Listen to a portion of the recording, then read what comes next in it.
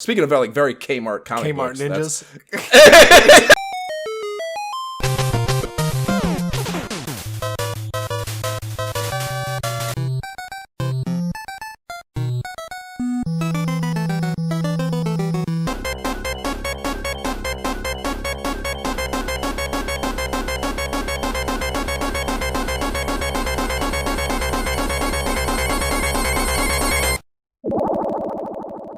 This is the Imperial Scrolls Modern Podcast.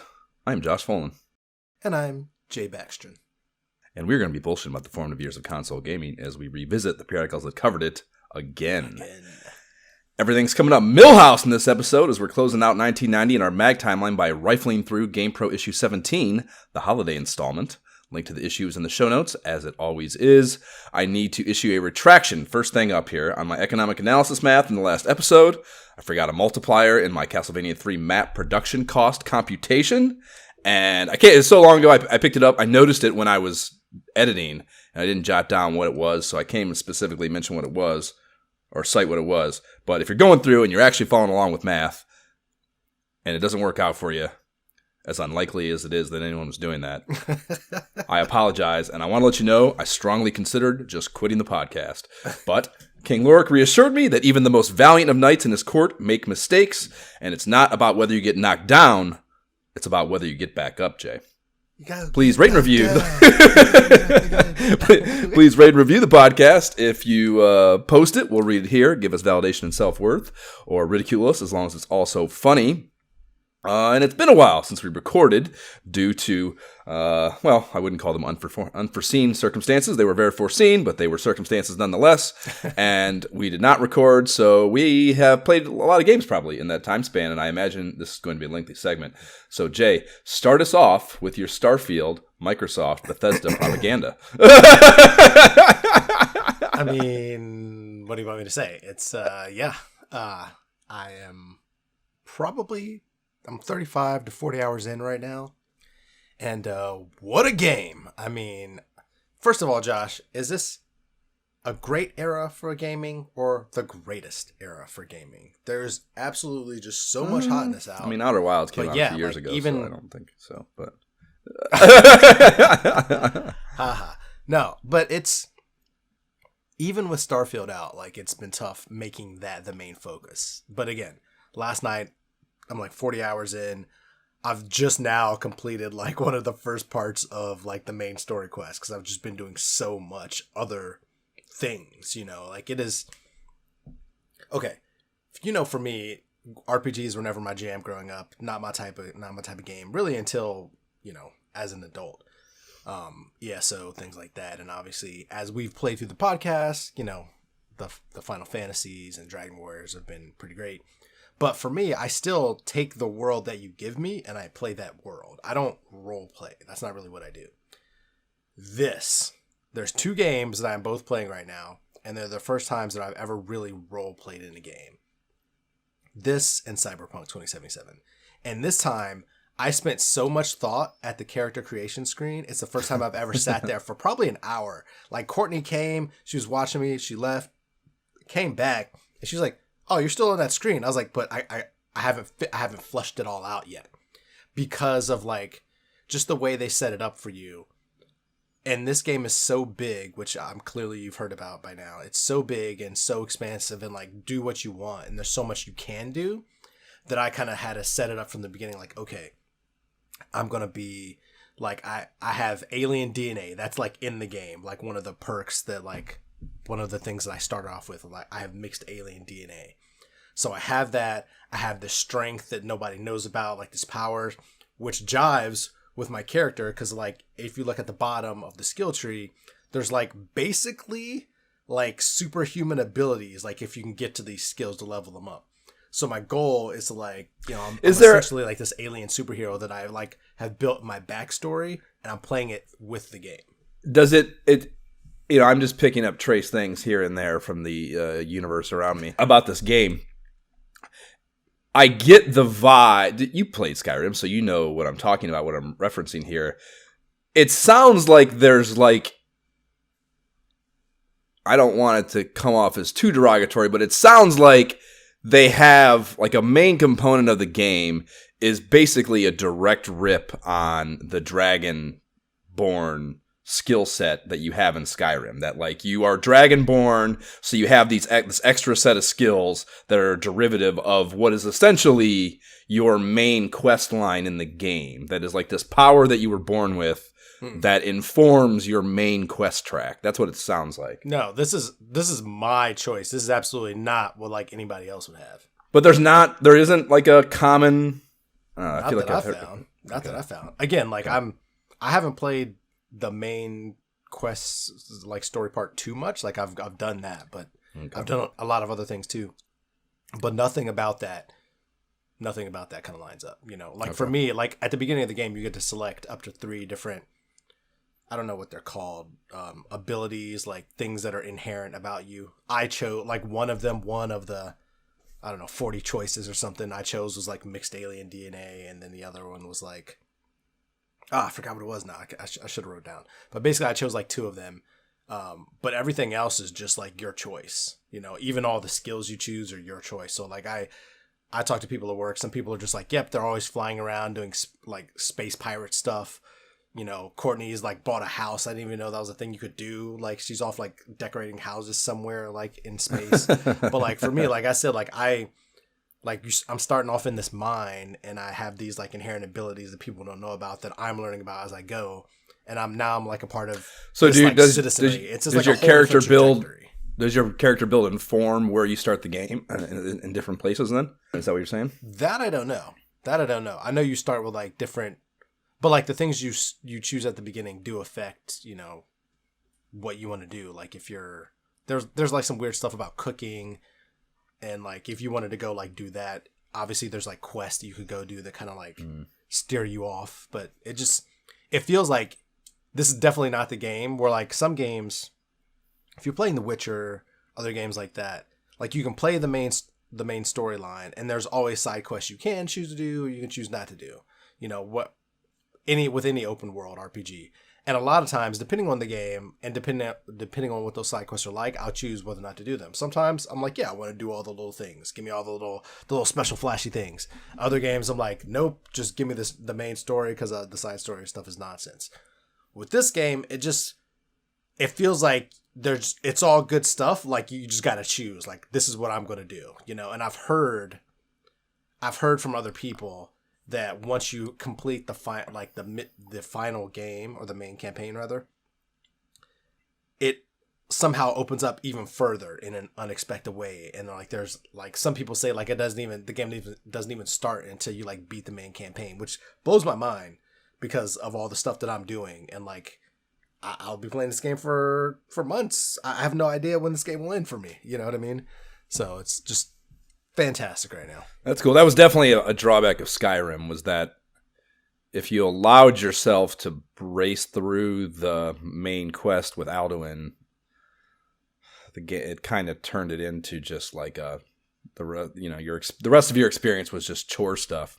But if you did all that side stuff before you completed the main quest, it felt, I don't know, more fulfilling or more meaningful, you know. Yeah. So it's cool that there's basically, at least if that's true anyways, that there's more, that it doesn't just kind of stop, but still let you keep playing when you finish the main quest. Apparently, like, the world changes. Like, I'm like, careful. Like, I don't want to hear the spoilers. Like, I don't want to find it out, you know, but I've heard people saying, like, in meaningful ways, like, just shocked at how, like, once it ended, they're like, all right, I'm definitely, new game plussing it kind of a thing. So, we'll see. I'm nowhere near that, so we'll see. So amazing stuff about Starfield. I could sit here and talk all day about that. But the other game that I'm playing that I briefly mentioned was Cyberpunk 2077.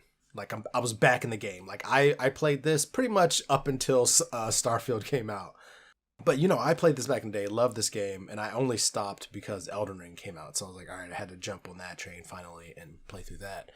And so like, it's gotten better again. Like, did you ever beat Elden Ring? Last I had heard, I don't think you had finished it. I did not. I'm like so close to the end. So close. I need to just put in the time and just get it off my list one of these days. But no, it's still there just haunting me and taunting me on my screen. Looming. Exactly. But yeah, man, I essentially had to humble myself at Cyberpunk because I got stuck at this one spot. And despite all of my best efforts to clear the cache and come back, separate times, still was never able to beat this spot. So I'm like, why? I just don't understand. So I said, I'm going to do it. Switched to easy. Got past that part.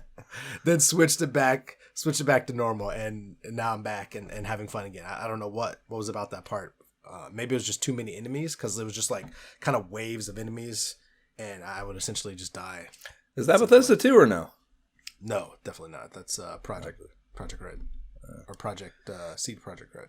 I was going to say, most Bethesda games are not predicated on it's in my experience anyways, the Fallouts and Skyrim.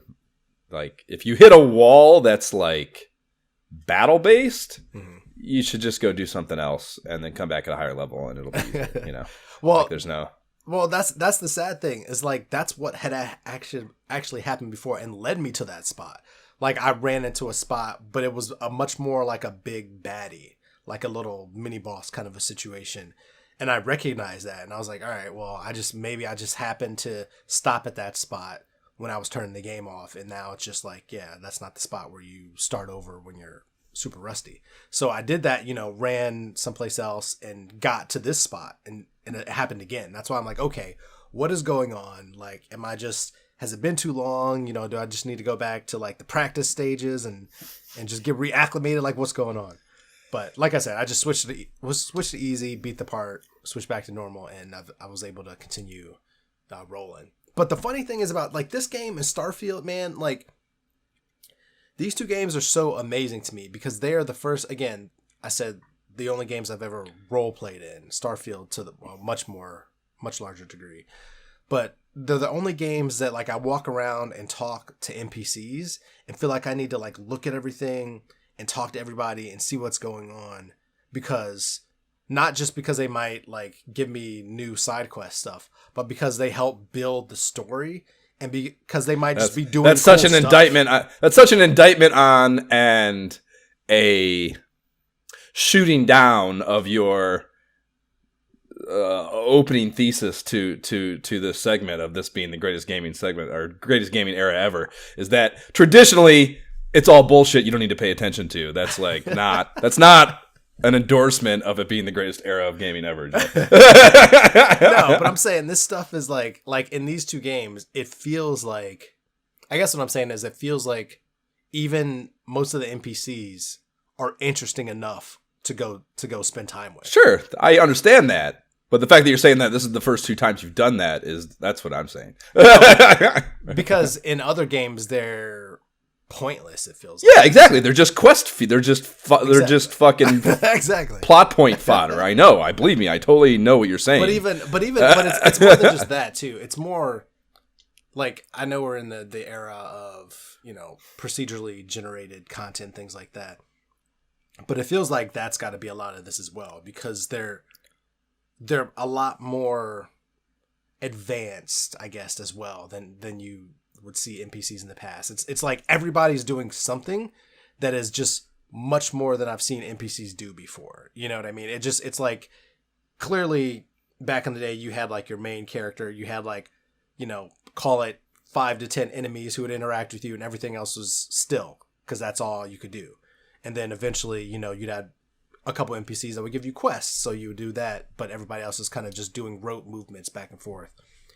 But now it's like, it's almost like everybody's their own mini thing, doing things that you, like, not everybody has quests, but it feels like they all do. Like, you could just sit and just, like, have a story, a whole conversation, and it meant absolutely nothing, but you just went through this whole thing and just sat and had this whole discussion instead of just, like, the whole, hey, good to see you there, mate, or, some random sentence that they say. Sure. You know what I mean? I don't know. It's just, it's just it helps that they're also beautiful games. So many screenshots that I could just take and just sit there and just stare, very colorful. I can't say enough about Cyberpunk 2077 and Starfield, and so I can't wait until the new DLC. Fucking Skyrim comes out? Me either. No, but the DLC for Cyberpunk I know is coming out soon, so I'm probably going to have to take a pause, Starfield, finish Cyberpunk, just so I can get ready for the DLC. So I'm excited with that. Idris Elba coming in, I mean, who can argue with that, Josh? Who can argue with that? Idris Elba's good. Idris Elba's good. So okay. Those have been kind of like the two big and the two recent things. And then Age of Empires 4 dropped out of nowhere, seemingly. You know, I was very pumped for that on the console. Kind of like I was talking about Age 2, just the controls, very, very well done. Just so I haven't played a ton of that. Definitely, they put you through kind of a get used to it kind of a campaign, so you get used to the controls, which is good. So you get used to all the little hotkeys and things like that you can do. Sure. So I'm very excited to play that. You know, gotta have my Age to be able to switch it up from time to time. Not everything has got to be like, you know, go. I gotta have my people farming and building the mills and things like that. Yeah, we haven't played fucking Civ in a while. Every now and again we like. Well, Baldur's Gate now. That's also is a big, really curbs that opportunity. But every now and again, like, should we play Civ? Like, maybe. Doesn't happen. I actually had Civ downloaded on my console until like I had to just get rid of stuff to to download Starfield, and so there it went. But yeah, playing some Age. There's got to be a new one of those coming out too. I should Google that. Seven's got to be fucking some not too far around the corner. And then probably the one that kind of snuck up on me was Vampire Survivors again. So yeah, I can't believe you keep playing this game, dude. So I hadn't. It was, you know, gone from my console. I was pretty much over it. But then they unlocked they released this multiplayer mode. And since again you're really just moving your character around the screen, you know what I mean? Like, it's not more complex than that. It's all about building your build and everything. It's couch co-op. So me and all three of the kids play together, you know. So that, even my littlest, who's 4, the biggest thing we have to do with him is say, hey, you got to stay with us. Let's go left. Let's go right. You know what I mean? Like, that's all we're coordinating. So it's really fun to be able to get all the kids together. You know, any kind of co-op game that we can kind of couch is going to be fun. And so with that, I finally unlocked some weapon combinations that I hadn't unlocked before. Because I just didn't want to look stuff up and I was just getting annoyed because there was like a couple combinations that I knew the little question marks missing. Like, I can't, what is that? I can't, this is not 100%. Like, what am I missing here? And I was just frustrated. But this time I just finally looked it up and I was like, all right, so this is what I got to go do. Did it, unlocked combinations. And so I finally evolved my Clock Lancet with these 2 rings, allowing me to kill Red Death and survive to minute 31, after which Death, who was Gray himself, comes and eventually ends the fun. But that was an achievement that I never got before. Finally got that, so I feel like I can finally put it to bed and just kinda, life is complete. Exactly. Consider this just a multiplayer family game going forward, and you know it's still a good relaxing game when nothing's going on, and I just kind of need to veg out and listen to a podcast or whatever, you know. Word. And then probably the last game, NBA 2K24. I know it'd come out. Jesus Christ. So the funny thing is, I still haven't got Mortal Kombat 1 because that's like on the list. I have to buy it, and I was planning on buying it immediately, but I can't. Like, I just have to wait. Like, it can wait a couple weeks. Because I got NBA 2K. I got hooked up with NBA 2K, I should say. And so the My Team mode, my favorite mode, where you get in the cards of each player and putting together your own team. That's my favorite mode. So my Seattle Surge are created again, you know, in the Bellevue Square Arena, downtown. And yeah, it's a blast. The game itself is fun. I do not like some of the changes they made. They made it so that there's not really a player-to-player open card market. Can you do fucking layups? Can you do fucking layups? You can do layups, although I've definitely missed a couple and been very pissed and wanted to slam my controller. That still happens from time to time. But I think that's more user error, honestly, with me at this point. So. Okay. I wonder how did they do anything? I know it's not your mode, but did they do anything to the fucking RPG? I don't know. I haven't checked it out yet. I have not checked it out yet. Yeah, that was cool. That was definitely a fun mode too. I liked that one too before I found out. It was awesome. I hated the fucking basketball with a passion, but the story stuff was cool. Yeah, I feel like it's really I don't know, maybe one of those steep mastery type of things. You know, I don't know. Probably. Because I really think the game itself is good. Like the graphics now, because I think the last version I had also might have been an Xbox One version. And this one is clearly the Series X version. So the graphics are amazing. And it just looks so good. And it feels good when you make shots and do what you're supposed to do. But also super frustrating when you're like, would LeBron really miss that layup? Come on. You know? Right. That still happens from time to time. Yeah, I struggle hard with that. Man, those are pretty much the games that I have been jamming on. That sounds like a pack of 5 weeks or whatever it's been. That doesn't sound like a disproportionate amount of games for the time allotted. Word. Okay. Well, the big thing is still Baldur's Gate. I have my Tiefling Ranger campaign with Amy.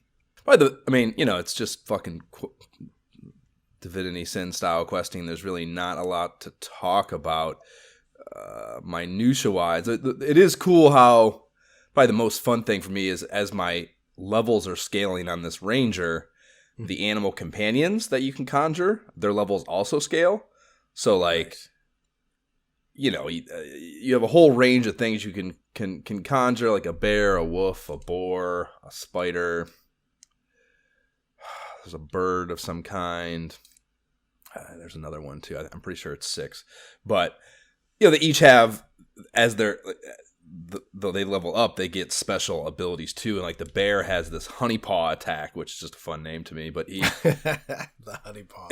He basically, you know, it's a swipe attack that does damage too, but it will rip the weapon out of the enemy's hand. So like, it'll basically incapacitate them offensively for 1 or 2 turns, you know, and just little shit like that. Just like little minutia that I just never would have guessed that was coming, you know. And maybe that is, honestly, I think I'm level 5 or 6. Maybe that could be a thing that standard D&D has as well. Tabletop D&D has as well already, and I just haven't played that enough to know that. But either way, these things happen and come up and become available to you that, like, there's just so much development stuff with the characters that it's just really fun how you're just surprised, like, ooh, that's a really cool new thing I can do. And like, you're offered so much stuff, and this is not unique to this RPG most or this way. You're obviously offered more things than you can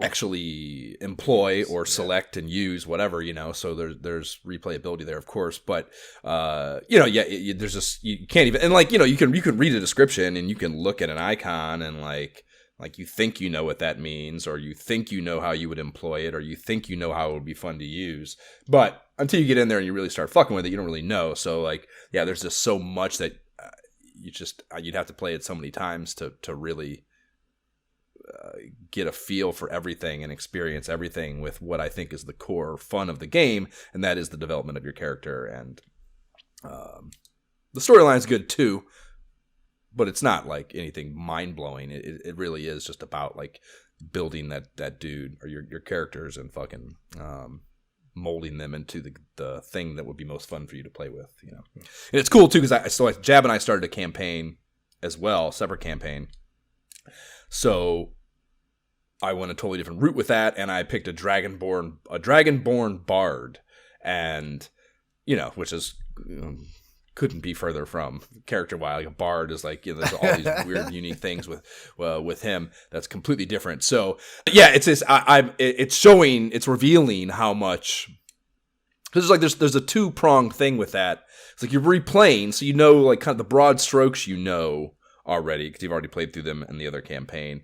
But this game has so much minutia, and your individual character really changes the way the world interacts with you, and then vice versa. So yeah, I mean, I don't think there really is a way to play it the same way with a different character. You're going to have a completely unique experience, and then, you know, you're adding Jab to it instead of Amy, so that's like a completely different thing too. And it really is like such a well developed and open experience that you and the way you play it customize what that experience is in a really, really impressive way. And I think that's probably has a lot to do with like the response to that game being so fucking positive, I think. It's just the level of customization that's capable or possible in it is pretty wild. It's cool that having the Bard character has, I don't know if these were already, I'm sure they were already circulating, but I'm noticing a lot of things on Twitter and shit. It's like, it's one of the really memed up aspects of the game is 4 Bard parties and then naming them a certain band, you know, like a weird 80s band name or something, you know. It's a pretty fun. I'm not really into memes and shit, but there's been some pretty funny ones. The look you can change of your characters, it's infinite, you know, of course. Again, not unique to this game at this stage of the game for gaming in general, but bards in particular because they are entertainers. And that's, you know, he's an entertainer too. So like there's all these skills that are predicated on just, you know, they're charisma fueled things, basically, where just your ability to be interesting as a person, or he's not a person, he's a dragonborn, but he's fucking whatever, as a character, influences the way that you just approach it. You approach things completely different. Like Jab and I will be like, you know, we've like devised this little communication system where like when we're approaching something, it's like it's like a binary thing. Like either I go first and interact with them first because we're worried about needing to disarm them in some way, shape, or form, and my character is infinitely more capable of doing that, as opposed to someone who looks benign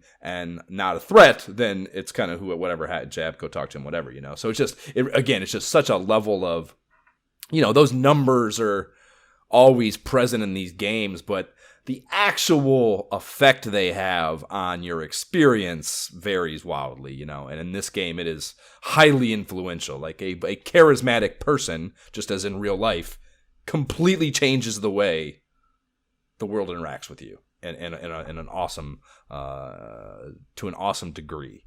And that's really cool, I think, you know. Nice. So yeah, nice. that is Love that trying to play there. Yeah. Trying to play weekly with Jab, and then Amy and I just jam whenever it happens. So I think we Amy and I, we got to, because it's got like this, like when you leave the act, you kind of wall off everything that was left to do in that, but it gives you the courtesy of telling you, like, if you leave and do this thing, you can't do any of the other shit. So we're like, we didn't even understand what it was saying to us at first, so went through, and then like saw everything that we wanted to still do get taken from us, and we're like, fuck that, load. So we're still in the first act of the game, and of course I'm still there with Jab. So, you know, long way to go on the plays, I think. And there's just, you know, again, not unique at this point to this type of game, but so much shit. Long way to go. So, been playing a lot of that, and then Space Quest 1, the Edit Config Sys quest that Jab and I are doing. I finished that. We're probably going to maybe lay that down, the second and final episode of that next weekend. But they're such simple games. Like, I know why I couldn't finish them or do them as a kid, because kids are fucking idiots, but man, does it leave me disappointed playing through that whole game. Leave me disappointed in my 13-year-old self, you know, like it's just, really? It's so simple and easy. And I just can't believe there was a developmental stage for me that I was just like completely stumped. You know, just like, oh no, I just give up. I can't. I just don't even know. Yeah. It's fucking depressing. It's called growth mindset, Josh. Yeah, I guess, but it's also, you must have been pretty stupid. So yeah, played a lot of that until I got it off the list, and then another walkabout course drop. Alfheim was the name. I think this is one. I think you'll be really into this one actually. But it is an elven forest village setting. Okay. So it's like, you know, everything that comes with that kind of this fantastical medieval fantasy type vibe.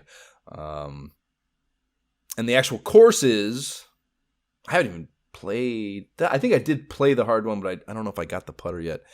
But they have a lot of these soft curves to them where you need to kind of like ride a rail, you know, with like a really delicate touch to it. And it's one of those things.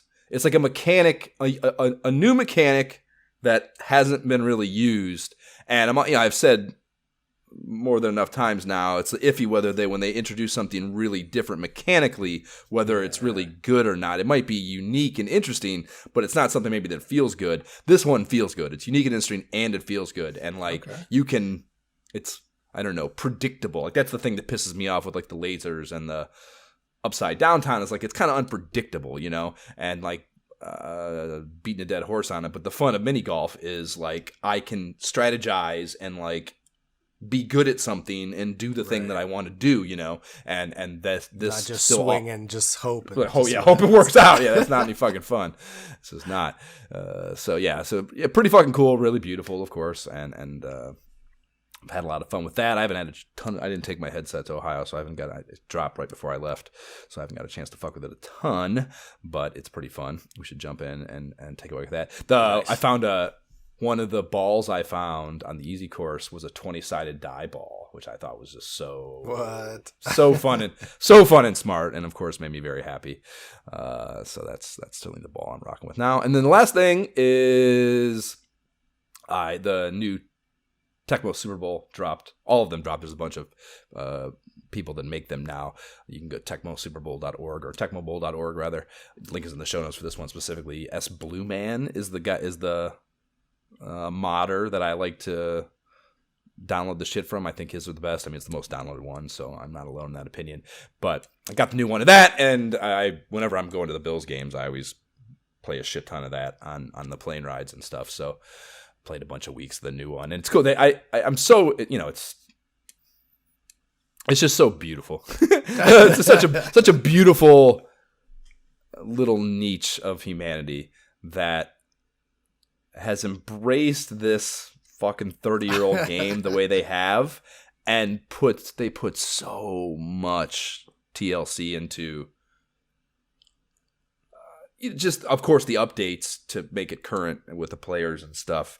And they even changed there's only a handful of the little pictures that you can choose from of like different looking players, but they still like tried to pick the one that would best match the current player in question. Yeah. So there's all this little TLC stuff with the individual rosters and shit.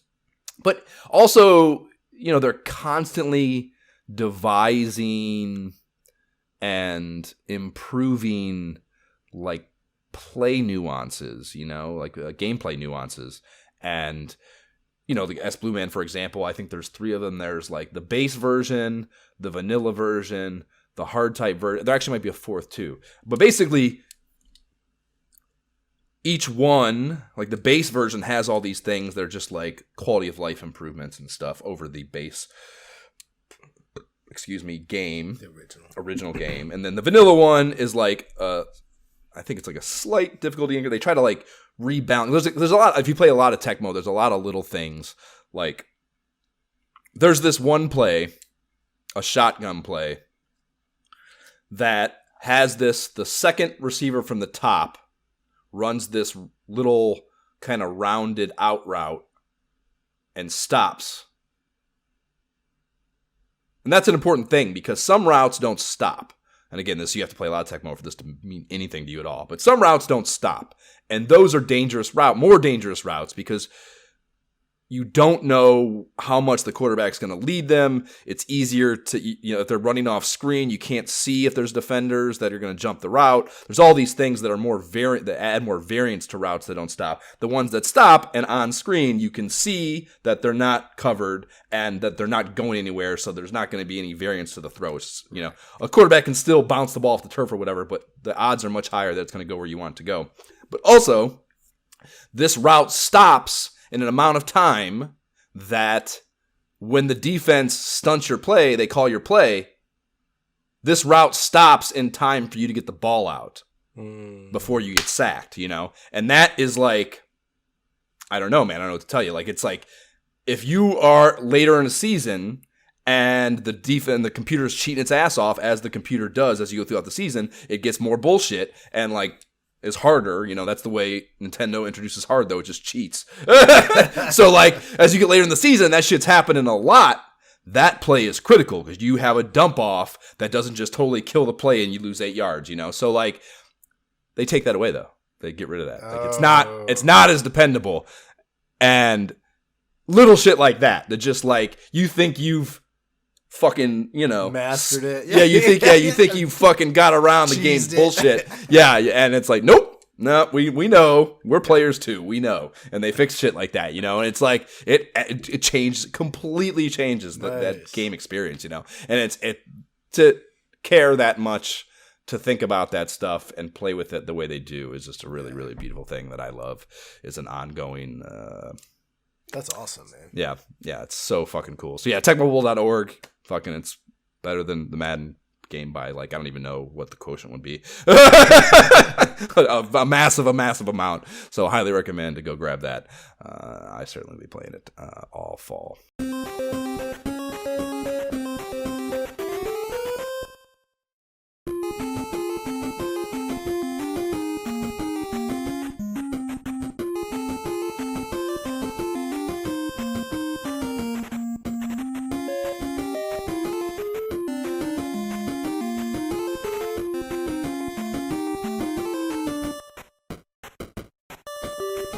That is the Blocktown theme from Pac-Mania on the NES, and man, did that one take me back, Josh. When I saw that ad, I was worried you might just OD on nostalgia when I saw that ad in the mag. Oh, yes. Well, this is the December 1990 issue. Has a $3.95 US cover price, $4.95 Canadian, $2.50 UK, £2.50 UK, and The Simpsons. It has legit signed by Matt Groening Simpsons art of Bart with a nondescript video game controller in his hands. His eyes have swirls in place of pupils to suggest he is under the psychological control of an outside force. Homer and Marge stand behind him looking concerned. Homer holds the unplugged power plug of the game console and has a speech bubble that reads, "It's hopeless, Marge. We should have unplugged him 2 weeks ago." And the accompanying headline reads, "The Simpsons, chill out, man, and check out one cool new cart." And that's a lie about that video game, but cool cover art nonetheless. When did you come to the Simpsons IP in your life, Jay? Oh, man.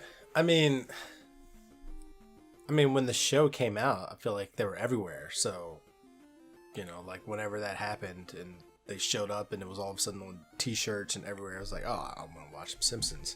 I did not watch it on the regular like other people. I don't remember if it was just because of timing. I don't think, it wasn't like, I wasn't specifically like not allowed to. I think I just didn't, I don't know, timing wise, it just didn't work out. So I ended up watching more of it like later in life, like in college and stuff, like when it was just on, Okay. Yes, the Simpsons were fucking huge for me, man. I love that you mentioned the t-shirts because I own 2 of the early classic Bart t-shirts. The first one was, "I didn't do it. Nobody saw me do it. You can't prove anything." And the pictures Bart in a stealthy crouch posture. And then the other one, which was, there are things in your childhood life that just seem so big. Like, you know what I mean? Like, it's just a shirt. It means nothing. But to my idiot 10-year-old 4th grade mind, having this was like the biggest, I don't know, fuck you to the universe possible. You know what I mean? And this was the shirt that said, "I'm Bart Simpson. Who the hell are you?" And Bart stands with a skateboard propped up. I know Dude, that shirt, yes. The latter one was a whole fucking thing, man. I vividly remember being forced by the principal to turn that shirt inside out at school at 4th grade. And yeah, I don't know if I've ever felt more badass and counterculture than I did in that moment. I remember being in the lunchroom and having to do it. Like, I think it's probably illegal what he did. I think I might have to take the shirt off. Yeah. Like, I think like take my shirt off and like go bare skin for a second to turn it inside out. I think I might have had to do that. He should be in jail probably for 2 reasons: 1, freedom of expression, and 2, pedophilia. But yeah, that is great. I so remember that shirt, man. Oh man, I totally do. Huge. I actually didn't remember, like when I was putting these notes together, I was like, I should need to Google those shirts and like I couldn't remember what was on them, and like the who the hell are you on in particular? Like I didn't the crouching thing for the first one kind of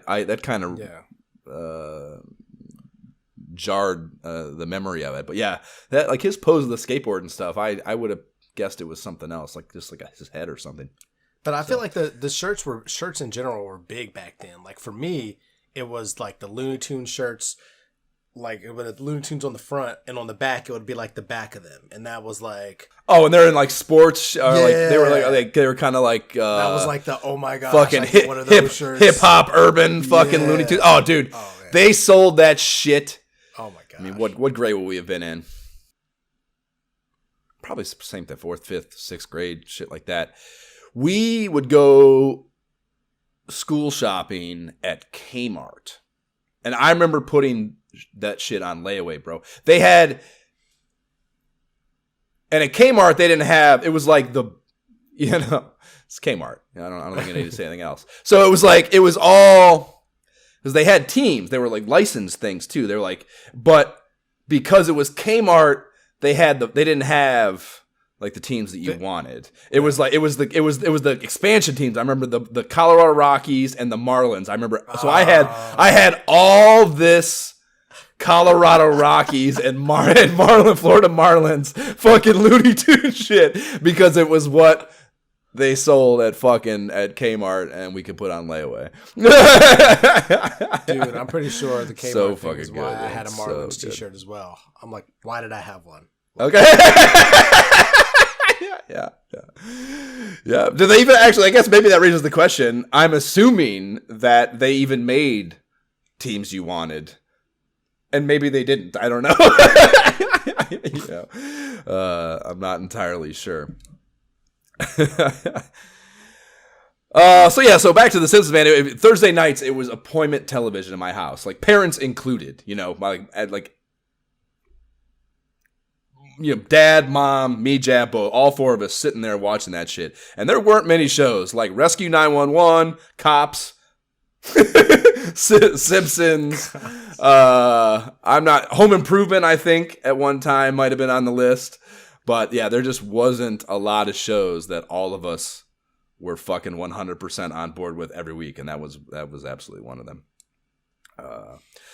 As I, by happenstance, mentioned last episode when discussing Boy Scouts, I quit that particular endeavor after 5 long years of service because the weekly meetings were also on Thursday, and I was not missing The Simpsons, so difficult decisions had to be made. Dude, I feel like we watched it. I feel like it was on in the TV downstairs in the fraternity house, like every week as well. Like, dude, Herman, because I feel like I've saw it's like Herman's favorite show of all college. time. What'd you say? I'm sure, man. It's Herman's favorite show of all time. Like he Nice. fucking that motherfucker would be sitting there in the living room. Well, I don't even know what channel. We didn't have, it's not like today. It's not like he was watching YouTube or something. Like that motherfucker was watching Simpsons 24/7, and I don't know what channel that he was watching where that was fucking the possibility. But I remember that's all he fucking watched was The Simpsons, dude. Yeah, it was it's fucking still going. 40 years later, it's still going. Okay, so the rest of the exclamatory headline lineup here on the cover, there is free pull-out comic book, and this is the Flying Warriors, issue 1, don't miss it. If you remember that, like, really, really speaking of, like we were just talking about with Kmart, speaking of, like, very Kmart comic books. Kmart ninjas. Right, yeah, right. And then we have Hot Handhelds, the most complete buyer's guide to Game Boy and Lynx, and then 16 new titles, Ninja Turtles 2, Uh-Oh, Ease 1 and 2, Little Nemo, Strider, and Ultima 4. Do we need to pause the recording, Jay, for you to just go take a cold shower after hearing Ultima? Why are they still making games and giving front cover treatment? Why are they on the front cover? I think we need to question. I'm calling into question officially the competency of GamePro magazine to put this title on the cover. Are you really trying to get people to pick up your magazine? I don't understand. I think we'll talk about it a little more later, I think. Moving inside the mag, as is so often the case in third-party mags, Taito gets the prime real estate right up front with 2 NES full-pagers, Puzznick, and the tried-and-true Dungeon Magic Ditty. And Puzznick dropped in November, but is new for our mag journey, and it is a puzzle game.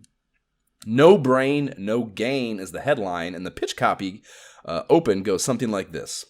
Had enough ninja sword fights on planet Zark? Wondering why it's always up to you to defense the universe against foreign terrorists with bad breath and giant radioactive amoebas? Reclaim your brain. Get Puznik. Did you fucking play this, Jay? Dude, I had never heard of this game until now. No, of course not, but did you play it? Yeah, of course I played it. So, I like the music. I actually meant to grab some music from this game, and I forgot. But, yeah, it's simple. You're just stacking two things together, but it got tough flavor. I played through to level 2-4, so like 11 or so levels. Man, it's not only a good puzzle game, it is 2 good puzzle games. Did you play both of them? 2, but... There are 2 game modes in it, yes. So Puznik uses, it's like Bejeweled type blocks, and you have to slide them through various shaped play areas using gravity to make pairings. Fewer moves you do it in, the more points you tally. Mm-hmm. Yes, it's very, like I said, Bejeweled-y. Gravnik is the other one, and it uses different sprites that kind of remind me of the crosses that home in on you in the Legend of Zelda dungeons, you know, when you walk through the doors and shit. And you don't slide them individually. You control all colored sprites at once with these arrow buttons on the left. And, like, it's really hard to describe. I've never played anything like it. One. Yeah, they're both fucking great, dude. They're both, yes, great puzzle games. And I couldn't, again, yeah, like, looking at the ad is, I mean, I don't know. I guess it's intentionally kind of, I don't know, not simple, but like blocky and kind of shitty, but like that's what it is, a puzzle game that uses pieces like that, so it kind of makes sense. But yeah, looking at the ad initially, I was like, oh god, this is going to be a fucking waste of time. I wanted to kind of skip it, but I was like, whatever, here we go. But right, it's at the beginning. I'm still optimistic. Exactly. But I was thinking at the end of it, I was like, do I need to add this to the games worth playing list? Yeah, I think it's fair for sure. Yeah, like, and you know, it's such an important thing too with these puzzle games, the ability to figure them out intuitively. You know, there's no chance in hell I'm opening up an instruction booklet for a puzzle game in an ad in a GamePro issue. So it's very important. And I think that's applicable. You know, I don't think it's just applicable to us from a podcast in 2023 standpoint. I think that's applicable to a player in 1990 just the same. Like, you need to be able to pick it up and just get it, you know? And not every puzzle game does that for sure. You know, like I said, that Pipe Dream, they're not Pipe Dream, but Pipe Dream also actually, but that one, the Genesis one that had the pipes that like I just didn't really understand it at first. I stuck with it and figured it out, but like I know why that game never took off. It's because when people picked it up and played it, they didn't get it, and you're not going to spend a bunch of time figuring out a fucking puzzle game, you know, you're just not going to. So yeah, they do a really good job here of creating a unique game that I've never played before, but immediately could figure out, and in both cases with them. And yeah, it was really... Yeah, I played 3 to 4 boards for each type, and yeah, I'm not surprised. Not surprised to hear you played even further. You know, yeah, really, really good, impressive puzzle game. So that was a cool start, and also, yes, had me a little optimistic about what we were doing here with this holiday issue. Way to kick it off, GamePro. Yeah, and then it's a Tenjin tag team that pleasantly odd but still trash pirate side-scroller Skull and Crossbones we saw at the back of last month's GamePro, and then Pac-Mania for the first time. Woo! And you're gonna make us play this, aren't you, Jay? Dude, this is my absolute favorite Pac-Man game, and a game I definitely still play. Like, this is part of the Pac-Man Museum Plus collection on Xbox, so I still play it. Back in the day, this was a game my mom rented from Farmore for 3 days. And then I begged her to rent again, because you could rent games for 99 cents for 3 days. And it was like right across the street from her work. So like, you know, once a week she would rent me a game. And like, the fact that it's Tenjin makes sense as to why I couldn't find it for so long. And I was just searching so much for this game. Like, what was the name of it? And so, yeah, man, it's part of Pac-Man Museum Plus. Freaking fantastic. Pac-Man can jump. Like, the music is just fire. Obviously, we introed the segment with the music, and it's Pac-Man. You know, like, it's the concept is simple, but like the fact that you can jump and go around corners and add something to Pac-Man that up until that point had never been done. Pac-Man just went straight. He didn't jump. He wasn't 3D. It wasn't on Nintendo, etc. Yeah, I fired up, man. I gotta admit, it's pretty fucking fun. It's yeah, the adding of the, like you're just saying there, the adding of the jumping to Pac-Man's moveset is a wild change. Mm-hmm. You can jump around corners and stuff. You can move in the air. I love it. Right, yeah, and like I like that they didn't just add that and then change nothing else. Like I felt the rebalancing, the converse rebalancing. Like there's more ghosts, and it doesn't, because it is. I mean, if you just had those, if it was the exact same game but you could jump, it's like it's like game breaking, But they do enough to counterbalance that to make it still really challenging. And yeah, I was pleasantly surprised. I am not. Pac-Man is not. It's not, definitely not an IP that I care much about. I will play like Miss Pac-Man, because it's an infinitely better game than the original one in arcades and stuff. Yes, sometimes. Agreed. But I never seek out Pac-Man stuff, So, and I certainly never played this as a child. So I was not like going into it with any heightened optimism or anything. So I was pleasantly surprised with how much fun I was having with it. A whole new way to get wild and crazy is the tagline above the title. Yeah.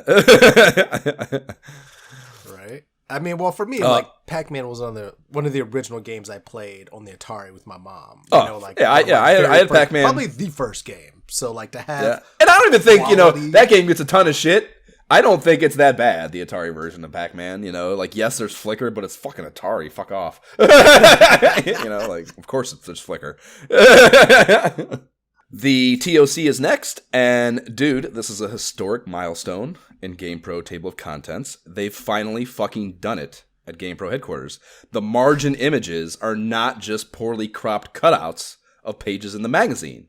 At least, not all of them. There's still one there, of course, but the first one is totally still shitty, a perfectly square cropping from a large illustration. But the Genesis arcade stick juts outside of the square box cutout from the layout, which gives it like a 3D vibe and like acknowledges that this is a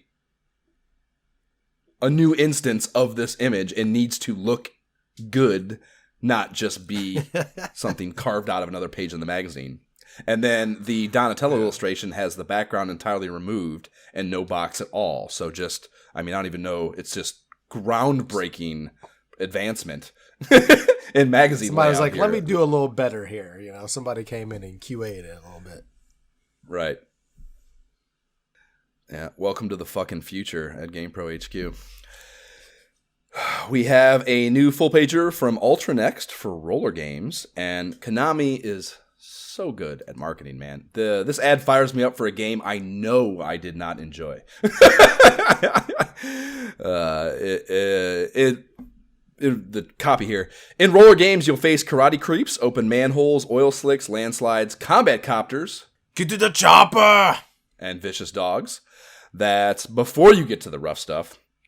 And this is surrounded by a bunch of intense, gritty action, movie-minded illustrations, burning flames, rabid wolves, karate-kicking roller skaters, etc., etc. But I think you actually kind of dug this game. I did not care for it. It was, I don't know, bad beat-em-up to me. Yeah, it was a fun enough that, like, again, if I'm a kid, you rent it for me, I'll make it work. But I hated falling in the holes. That was so annoying. But yeah, I'm not gonna go out on a limb for this game though. I'm good. Right. Unique idea. I would have back in the day played it. I'm good right now. Right. Next is a two-banger spread from EA, who is also so good at marketing for John Madden Football. Out of nowhere, it begins. The greatest console sports franchise in history, and even though they hadn't yet cooked up the idea of an annual installment marked with the year right there in the title, you could think of this as Madden 91. And the spread is styled much like that Lakers versus Celtics ad we also thought was pretty fun. As the big man himself says, some guys aren't mutters. Some guys can't hold a block on grass. That's real football. That's in the game. Think you can find a harder hitting football game? Get real. And it's in the game would become like their storied tagline that he would fucking say, boom, it's in the game, or whatever, in all the commercials and shit. So laying the groundwork here. And this dropped in who knows when, 1990, so we can play this if we want to. I did fire it up. They have neither the license, league, or players. But it is basically the exact same engine that will get those licensing additions for the far more celebrated Madden 92. And that was my very first Genesis game, actually. I bought that. Really? I traded in a bunch of NES games at Game Exchange before I even had my Genesis console. Like, I think I had laid the track to getting it for Christmas and felt confident about that coming to fruition. Enough to the point where I, in advance of, I mean, probably weeks in advance of, dude, took NES games to fucking Game Exchange, traded them in to get a copy of Madden 92. Used, no less, So, dang, that's pretty intense. Yeah, that's pretty intense. You better like it after that. Yeah, but a pretty intense life decision at age fucking, I don't know, 13, maybe that'd have been. Maybe a little before.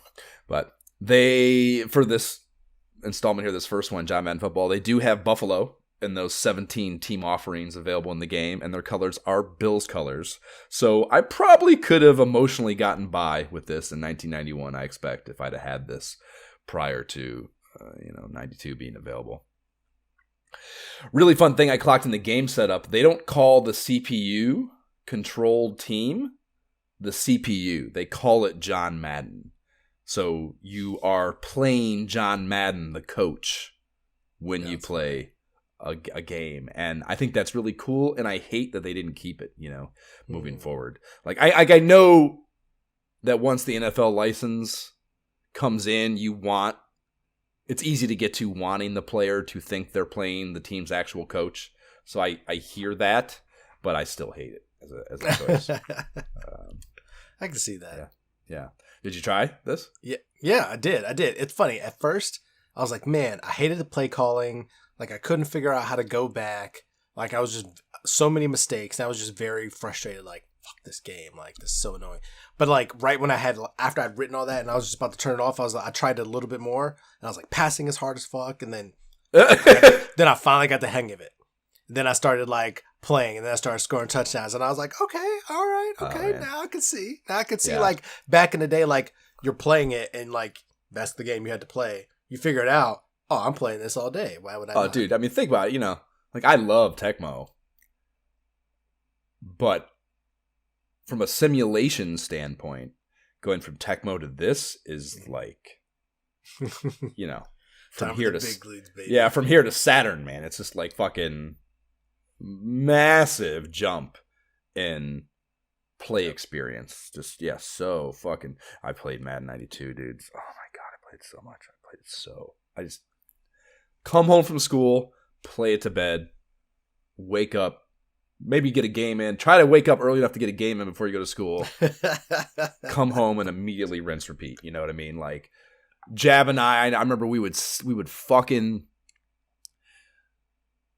I can't believe we never talked about this on the pod. That's really cool now that I think about this. I don't know, like why would they even let us do it? Like why would we do this if we weren't just getting up after we were supposed to be in sleep? But he would sleep in my room. He would like bring a sleeping bag, and our bedrooms are 4 feet apart, like the doors to our bedrooms maybe. And he would bring a sleeping bag into my bedroom and sleep on my floor supposedly. For why? Why would you do that instead of sleeping in your own bed right there? If we're not, the second the door closes and we stop hearing shit from the parents out in the thing, we're getting up and playing video games. Like, why would we do that if that wasn't the plan? You know what I mean? But they would let us do it, and we would fucking wake up and play video games for hours after bedtime. I think 9:30 was our bedtime. Oh my gosh. We would fucking play that shit for hours, and this was certainly a game. Well, that would be one of them that we would do that with for sure. Oh man, pretty fun. Not 92, but the groundwork is there, and it's there. You mentioned like all those things. I mean, we're going to talk about Bulls versus or Lakers versus Celtics in a bit here too, and it's the same thing. Like these, you have to read the manual. You can't just expect to pick these up and get them, without having an idea of how to interact with the UI and shit. So not surprising to hear that startup cost, but yeah, once you get going, dude, I I love the play calling and shit for these. Like I feel it's so good and so varied, and like you swap the play. Like it's all so good. It was such a like I said, such a big jump. The complexity of the playbook is insane if you think about it. Going from Tecmo or even NES Play Action, which was also a massive jump from Tecmo at the NES stage. But like Play Action is I think 3 pages of 8 plays each. And like this is fucking Each formation has more plays in it, or close to more plays in it, than the game offered in its entirety on NES.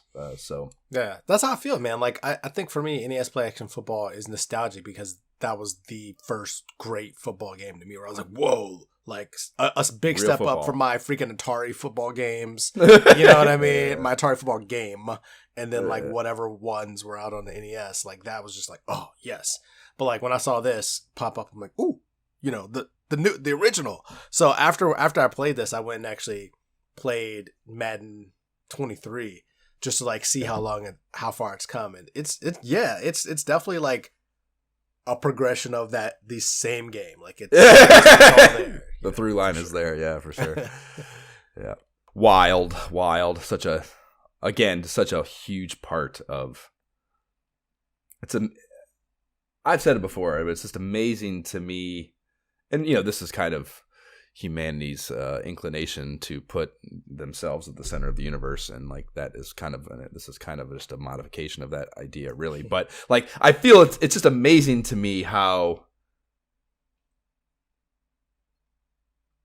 I don't know, I feel like my life has ran parallel so perfectly with the inception and progress of video games. I feel like I am living the history lesson of this art form, Like I feel like I started right when I was supposed to start at the first textbook, and I feel like I have just been right there along, perfectly synchronized with fucking the advancement of these games. And it's such a weird, I don't know, feeling to me. Dude, I feel you. Trust me, working in the industry as well, like I just see that, just the whole thing. It's, I could go. We can have a whole nother discussion on this for sure. Yeah. Moving from there, we have Jalico expanding on a Maniac Mansion ad we have seen a bunch to 2 pages. And it's got lots of screenshots that really show off the wild color palette of the game, good choice, and a lot of new fun copy. Why is there a chainsaw in the kitchen is the bold red hook headline below the title. And that is enough said. That is exactly what that game is. Why is there a chainsaw in the kitchen? Because it's Maniac Mansion. That's why. Letter from the GamePros this month is on the public discourse about advocacy for a standardized rating system for video games, and they open with some comparisons to and historical review of other media forms as rating systems, books, films, music, before asking the readers what they think, that actual players of the games, about the need for a rating system at all. And the only game they cite specifically, and there's a bunch of instances of this, we talked about this when we first, I think this kind of concept popped up in the last issue too, that the only game, or not the only game, but Razorsoft's Technocop for the Genesis, they chose to self-brand their game as being too mature for players under 12 due to depictions of graphic violence. And I see it's so much. There's like 2 or 3 other instances in this issue. Like I said, it was in the last one. Like I think that's just a marketing ploy. And they even they mentioned that some GamePro's employees think it might be that too, so it's very funny to me that both they're willing to criticize it here editorially, but are also probably taking the payments and going along with Razorsoft's for sure attempt to market it as a, it's such a funny. That's why it feels like they just kind of took the topic and threw it out there. They didn't take a side. They were just kind of well, what about this? And just kind of just talk about fucking I'm just saying, but what do you guys think about it? Right, yeah, it's one of the guys on my fucking sports talk radio the Buffalo thing. He's got his whole MO with Twitter is he loves to just drop something and then step back and let it burn. He doesn't he will drop something that he knows will cause a bunch of bullshit and then doesn't fuck with it afterwards. He literally just drops it and runs like a kid with a firecracker, That's kind of that's how this feels to me too. You know. Yeah. Ads for the double player Acclaim infrared NES controllers and fucking Solstice yet again get us to the mail. And this is ballooning to 3 pages of letters this time around, seemingly due to the incredibly divisive issue. They are continuing the dialogue from the last issue on Game Genie. And as most rational human beings would expect, the letters that are pro-Genie are predominantly well thought out, well-written arguments that talk about both sides of the issue and arrive at a sound reasoning for their basis. And also, as most rational human beings would expect, the anti-Genie letters are predominantly baseless rants that center around wanting the entire world to adhere to some simple and narrow-minded belief system the letter writer has. And that is very funny to me. That second group is just basically yelling, "Get good, everybody." Right. Yeah. Just I don't know. I had the exact same observation. It's so funny. It's man, we could you could really get off on a tangent of that, but man, and like I don't give a fuck about politics, but it's so funny to me how it's just such a parallel to the modern political landscape. It's fucking crazy, man. It's fucking crazy. There are people in my life that I listen talk about things and I'm like, how can you believe that? Yeah. How can you really honestly believe that? Yeah. It's like for real? crazy. Like are you being right, yeah, like exactly. Are you just doing that thing I just talked about? Do you like are you so and like I get that. Like I have that in me too. I like to watch things burn, especially things that piss me off. Like I get it. And I even get that you could have quasi-selfish, or not even selfish is an overstep, self-serving perspectives that are maybe a little bit either, not sensitive to the whole world. And like, I think a lot of the side of the aisle that we're talking about feels like everything can't be fixed, and if you want to improve your own life, you have to just be like, fuck it, some of it's going to be fucked up. You know what I mean? And like I get a lot of that even. I don't maybe sympathize or totally align with it, but I can understand that perspective. But that doesn't mean that you cannot believe, like you still have to believe and be aware of that you're leaving that part fucked up. You know what I mean? You have to grasp that. You can't just, there's no way you really believe it just doesn't exist or it's not, whatever, it's like, and like this, it's like, this is like a perfect parallel of that to me, that just like, no, what I believe and like, fuck everything you're saying. It's just crazy, it's fucking crazy. Whatever. That's obviously not what we're here to talk about, but it is just the level of parallel is just crazy to me. The last one of these letters is from a lucky Ontario, Canada resident that doesn't have to deal with the U.S.'s dumbass corporate favoring legal system and already has a Game Genie. So they think it's fucking awesome and have included a couple homebrew codes for Super Mario Bros. 3 they surely discovered purely by trial and error. And that is exactly what I described about that device that was so fucking cool that you could just sit there and fuck around and have crazy shit happen. It's just it was so close to being your own like chaos video game programmer, It's really, really, really cool function of that peripheral.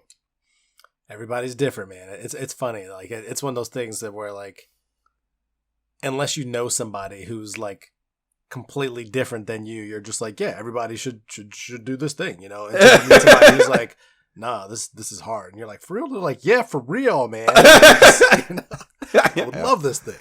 Yes, absolutely. The last 3 letters are plants for the marketing team for sure. The 1-900 number, the Adventures of GamePro comic collection they're rolling out, and then back issues. And I think that's very lame GamePros to try to. It's funny. It's basically that.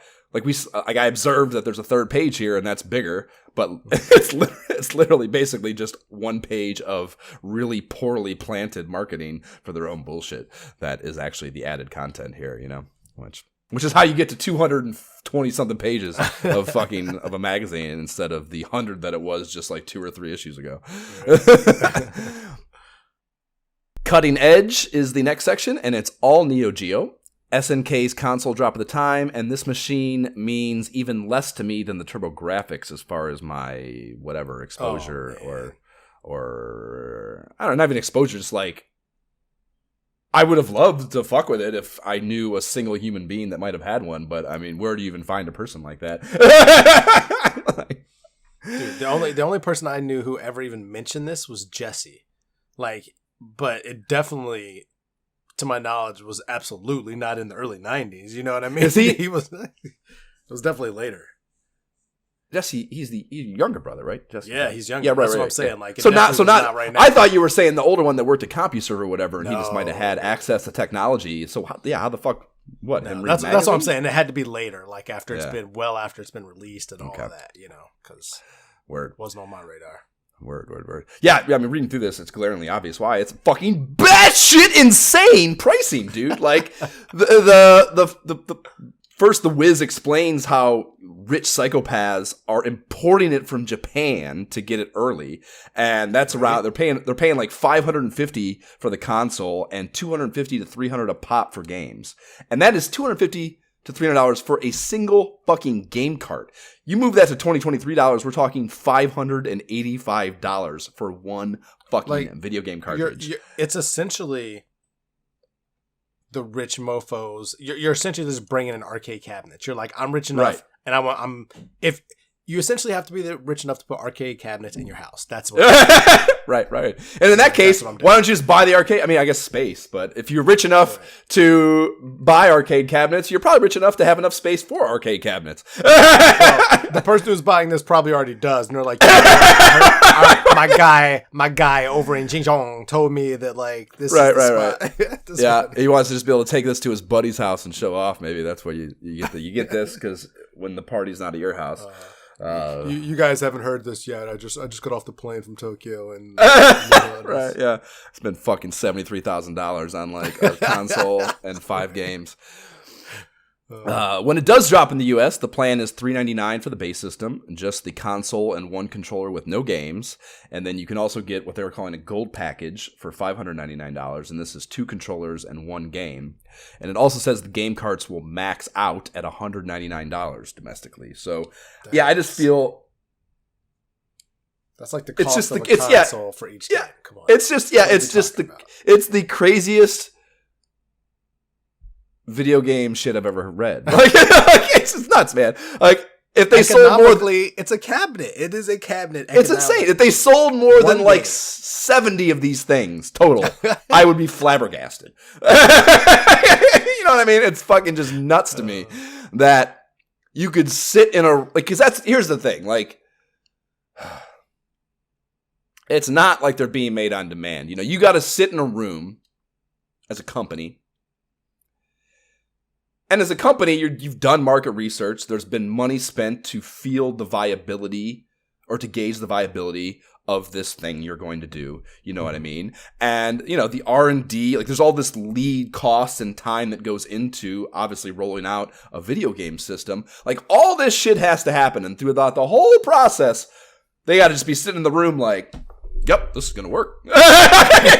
Yeah, like everything's pointing to this fucking just being a fucking boon, you know? And like, that's crazy, man. That's fucking nuts to be that far off the existing, you know, engaged whatever user base of this technology cost wise. And to think that, it's crazy. It's fucking nuts. Yeah, it's absolutely. I mean, you know, like they go into the ad is cool. They did a good job, I think, of conveying the difference between what you're buying with all this money and what you're getting with the other consoles. You know, they go into the tech specs and they explain how wildly superior are they. You know, they make the thing like you said that it's an exact version of an arcade cabinet offering. And that's all fucking fine, but get a grip. You're not going to be able to get people to pay this much money. Dude, for me, like reading this article made it even more whack to me because in my mind all this time, this was like, okay, somebody had like arcade cabinet parts they like slimmed it down and they're like, boom, we're pulling the real arcade experience in this, and it's going to cost you arcade money. Okay, I get it. Somebody's just trying to get over on everybody. But reading this, like, this is just essentially a better colored Genesis. You know what I'm saying? Like, if you read I think it is a big jump. I think it is. But no. If you read the specs, it's really just about the colors, the color palette and stuff. It's actually not even like graphically that much better than a Genesis. So that is just though, like, because it was also arcade experience. It just didn't have there are a few. I know, but like thousands of dollars more, basically. Right? Yeah, come on now, like it's not that much. That's what I'm saying. Like you're not.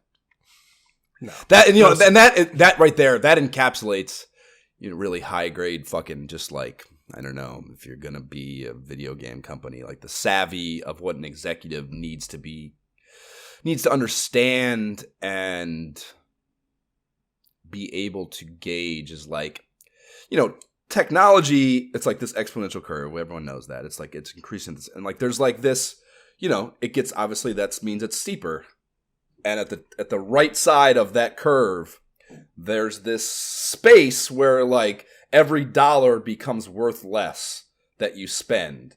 And like to get from 94% to 98%, where maybe, and these are obviously arbitrary numbers, but to get from there and say like Genesis is at 94, the Neo Geo's at 98%, like you need to be able to look at that as an executive and go, it's not worth. Like that 4% is not going to be worth what it's going to cost us, and in turn cost the consumer. It's just, you're not going to be able to sell that to the average user, and that is where whoever the hell was running that company really failed. Yeah. For sure. Yeah. It does. I mean, I will say this. It makes me curious enough looking at this ad that I'm going to download the RetroArch Core and start checking out some of these games for free.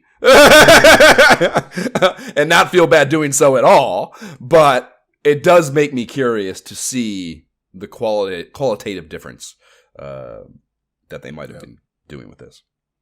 I can see that, because the pics here are not selling me on it either. Like, I'm looking at Baseball Stars Professional. I'm like, come on, man. Like, you're not. No, absolutely not. Not a but that's just me. Sure.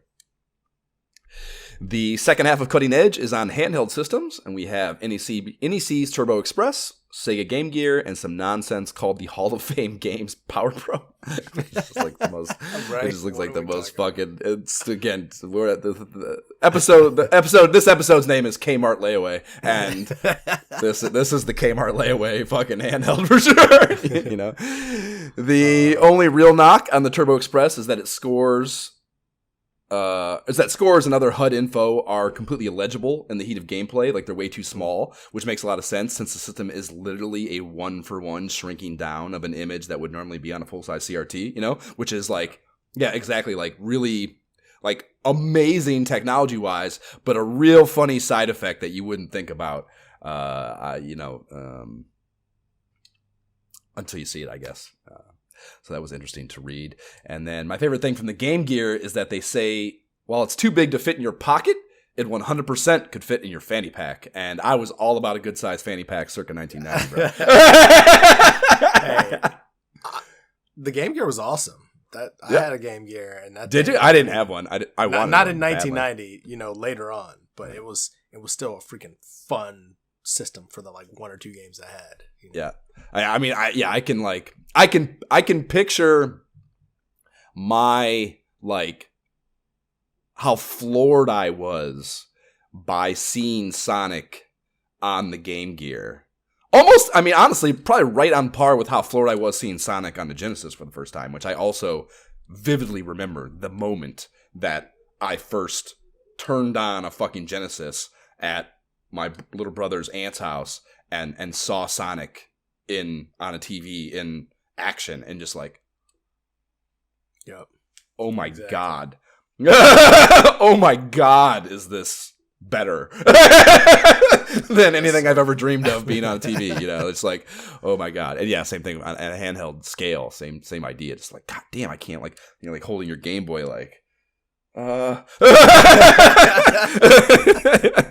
Exactly. And I loved my Game Boy, but when I had the Game Gear, I was like, Yeah. Whoa, dude. Like, it's colorful. It's in my hand. Like, what? Yep. Yeah, like that TV tuner concept, like just like the idea that you could hold a TV. I mean, that was always the thing, that Casio handheld TV thing that they would always have on the kids' game shows and shit. Like I never had one of those either, but like same thing, just like the concept of being able to hold TV in my hand, like oh my god, yes, give that to me. Again, like, also video games, like holy fuck, just so things much that we do natively these days now. Yeah. Like, wow. Yeah. But yeah, did you have a, I can picture my fanny pack in 1990, dude. This blue one I think I got it at a theme park while visiting my grandparents, like fucking Busch Gardens or something maybe. And it had so many pockets, bro. Pockets in the pockets. So many pockets. So many pockets. For so many activities. Yeah. It's funny to me that you can vividly remember one. I had multiple. Like, I don't even remember. Like, I just had... I feel like I had one specifically that I would use whenever we would go on walkathons, because it was a kid growing up, right? You're like walking for 3 miles, 4 miles, and you get all snacks along the way. So many snacks. You got places to store the snacks. It was great, man. Like, the one walkathon, I think, was for MS. It was sponsored by Donato's Pizza. And at the end, like this one time, they had just stacks of pizzas. So in addition to all the snacks along the way, it was like in my like bulging fanny pack, those Donato's at the end. It was like the greatest experience as a kid. Give me all the walkathons. I'll raise all the money. Give me all the snacks. Any shit where I can bring a fanny pack, sign me up. Yeah. I remember, it's funny, I remember mine, yes, that blue one. And I also remember Jab had a Teenage Mutant Ninja Turtles one that was dope. So, yeah, fanny packs fucking, they stand out in my memory for sure. So then we get to this Hall of Fame Games Power Pro deal, and it's a monochrome screen thing aimed at undercutting the Game Boy is what they're going for here. And it's a horizontal control-to-screen layout, a la Game Gear, and around a 30% bigger screen than Game Boy, and a substantially, in quotations they say, lower MSRP. And those aren't bad sales pitches, but the game support is clearly going to be an absolute joke, and I imagine is the chief reason I've never heard of this thing, you know. I was just looking like who's making the games? Like, what you know? Do they even say random games? Galaxy Invaders. Right, exactly. So it's going to be like stock. Space Invaders clone. Yeah, clones of popular games. You're like, oh, no. Adjective, noun, verb, like just fucking. Bomb blast. Money. Right. Come on. Yeah. Nice try. Yeah. Valiant effort. Good job. There are also ads we've seen for the SMS and Atari 7800 interspersed through here, and I think it's such a funny choice to contrast these dying systems' ads with the cutting edge. And I think you can't convince me that it's not deliberate inside jokes of GamePro, that they're not putting this dead thing next to the most forward-thinking technology available to players, you know, and I mean, warms my fucking cold dead heart a great degree that they're over there finding a way to have that kind of fun. It makes me sad, man. I'm looking at Atari Warriors and just like, oh man, this is the only Atari game that recurs. Like maybe Alien Brigade, maybe we've seen that. We have seen that a couple times. Those are great ads. I know. You know, but to your point, it's like at this point, I don't even care. Like I don't even want to see any more 7800. Super Nintendo is coming out. We're way beyond. Well, you're not going to get that wish. We're going to talk about more Atari later, Jay. Don't let it go away entirely. The Pro Classics is next with a deep dive on Super Mario Land and the Game Boy.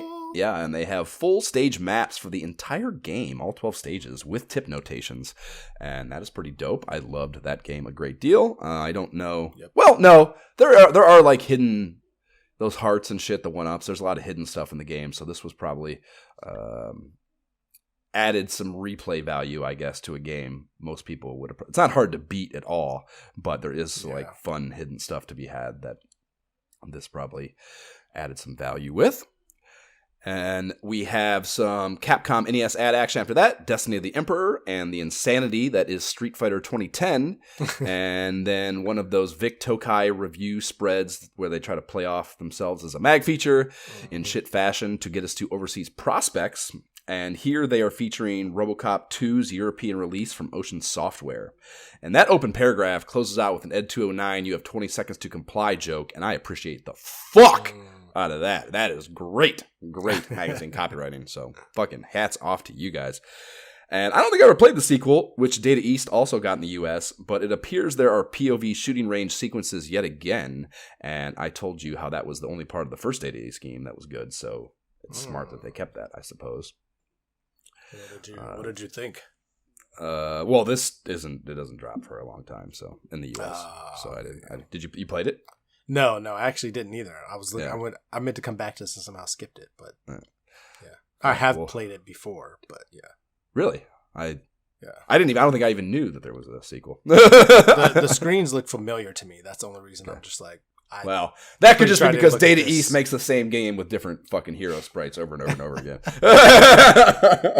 No, typically like the boss, like the Robo boss battle, kind of that they show. Okay. A new Electronic Arts 3-banger for their Genesis lineup is next, and this is cool. Yeah, it is a quiz titled The GAT, the Genesis Aptitude Test, and the headline reads, "Are you a genius, or Genesis genius, sorry," where the RUA is just the letters. It's not spelled out, and that's pretty clever, I think. Then each of the 7 games gets a quadrant of a page with a quiz cue, multiple choice answers that are aimed at having some fun, and some cool artwork relating to the game. The last page shows the 7 games in that amazing uniform EA Genesis box design that I love so much, and has a panel with a form to fill out and mail in your answers. And entries that score 100% on their Genesis aptitude are entered to win 3 EA games out of 4 upcoming titles. So not just actually 3 cards total out of the 4 available. And those games are Centurion, Defender of Rome, PGA Tour Golf, Road Rash, which is a dope-ass game, and Dark Castle. I'd never even heard of the other 3. Well, PGA Tour Golf I'm sure I've heard of, but I can't picture. Right. And yeah, that's, I mean, we're talking minimum probably $45 to $50 a pop. So that's a nice take, $150 in value. If you win this, that's pretty hot. Even if one of them is good and the other 2 suck, you're like, yeah, still, yeah. You know? Well, anything free, yeah. I mean, also, right. But the games in the quiz are Sword of Sodan, John Madden Football, Lakers versus Celtics, Populous, Budokan, Zany Golf, and Battle Squadron. And some of these we've seen and played, some of these we haven't. All are 1990 drops, though, so let's talk about the uncharted territory. Sword of Sodan is a computer port, as many EA titles of the time are, specifically the Amiga here. It is a fantasy-themed side-scrolling action game. Let's fucking go. I'm on board for that kind of game. Has cool-ass title screen art, some nice-looking character select art between a hero or a heroine, then a cool map visual, then a very arcadey Golden Axe-esque play environment comes up. And my hulking Conan-like dude standing there with his sword drawn, a skeleton hung on a pole above me and slightly swaying in the breeze, perfectly blue sky, and there's a bird chirping too, cheerfully. It's like a really cool, that contrast when you see those. Like it's like a good job of like showing like a Conan movie. Like you have like, you know, countryside that's been pillaged, but the war part is over now, so you have like the nature, the animals have returned and shit, but it looks like all desolate and fucked up. You know, it's like a really cool juxtaposition. But then the game starts, and it is so fucking bad. I was about to say, the fact that you were spending so much time talking about this game, I'm very confused as to what's going on here. Yeah, it's it was like a non-flashback for me, dude. It's exactly like computer action games of the time were, man. This like really slow incremental steps, really delayed attack button response time, it's clunky, and just it's weird. It just so just fucking bad, dude. Yep, so bad, man. And they were all. This is why I'm beating a dead horse, but it's just the disparity between computer action games and console action games at this time is just so vast, and like it's amazing that EA had the, I don't know, lack of foresight to not... Right? Like, what are we doing right now? To not smooth it. Like, I know the technology is there to smooth it out. You can make a game like this that feels good. Golden Axe exists. We played it, you know, so it's crazy. Happened? They just one for one brought it over. Like, yep, still shitty, but fuck it. You know, like, whatever. I guess there's still... I couldn't turn that game off fast enough. Yeah, I agree. As much as I love that kind of story world, I was like, the second I And there was all like, you're like just mobbed on that like first screen. They like come from both sides, you're like, there's like 5 of them. And you're like, you can barely deal with one. Right? Like, what are we doing? What are we doing? Not good. Battle Squadron rips off a fun and zippy title theme upon firing up.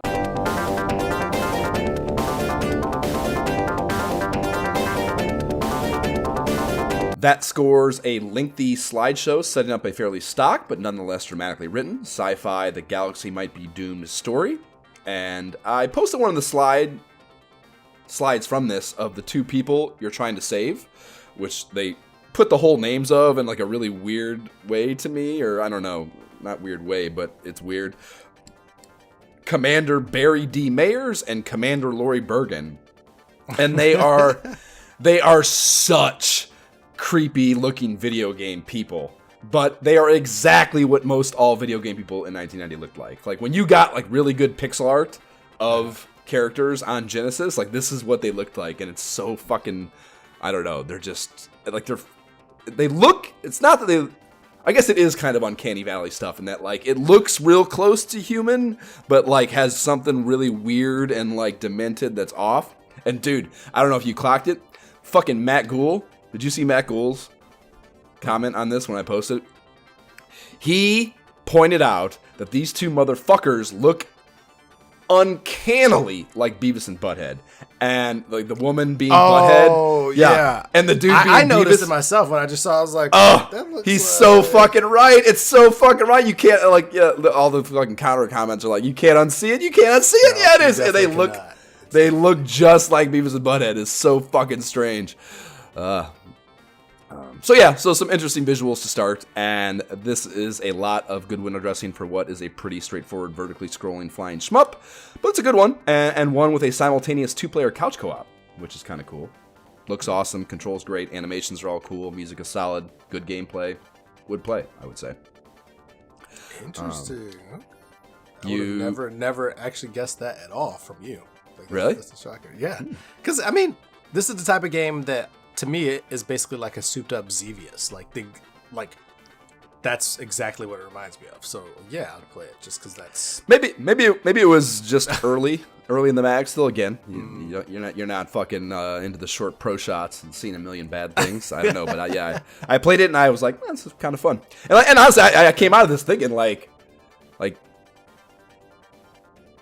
do we need to have a talk about the Genesis, early stage Genesis, turning me into a shmup fan?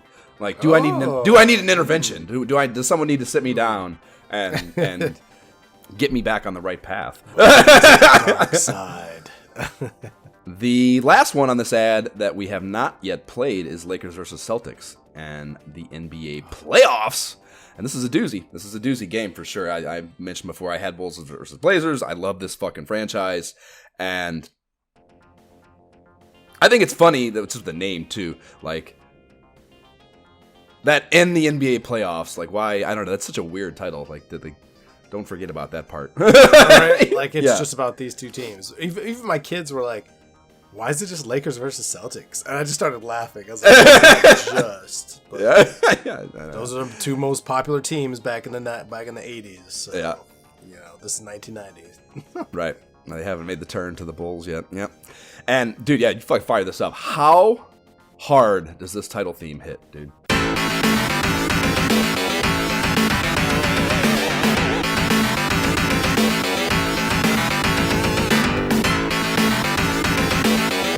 Oh, yeah. It's really good.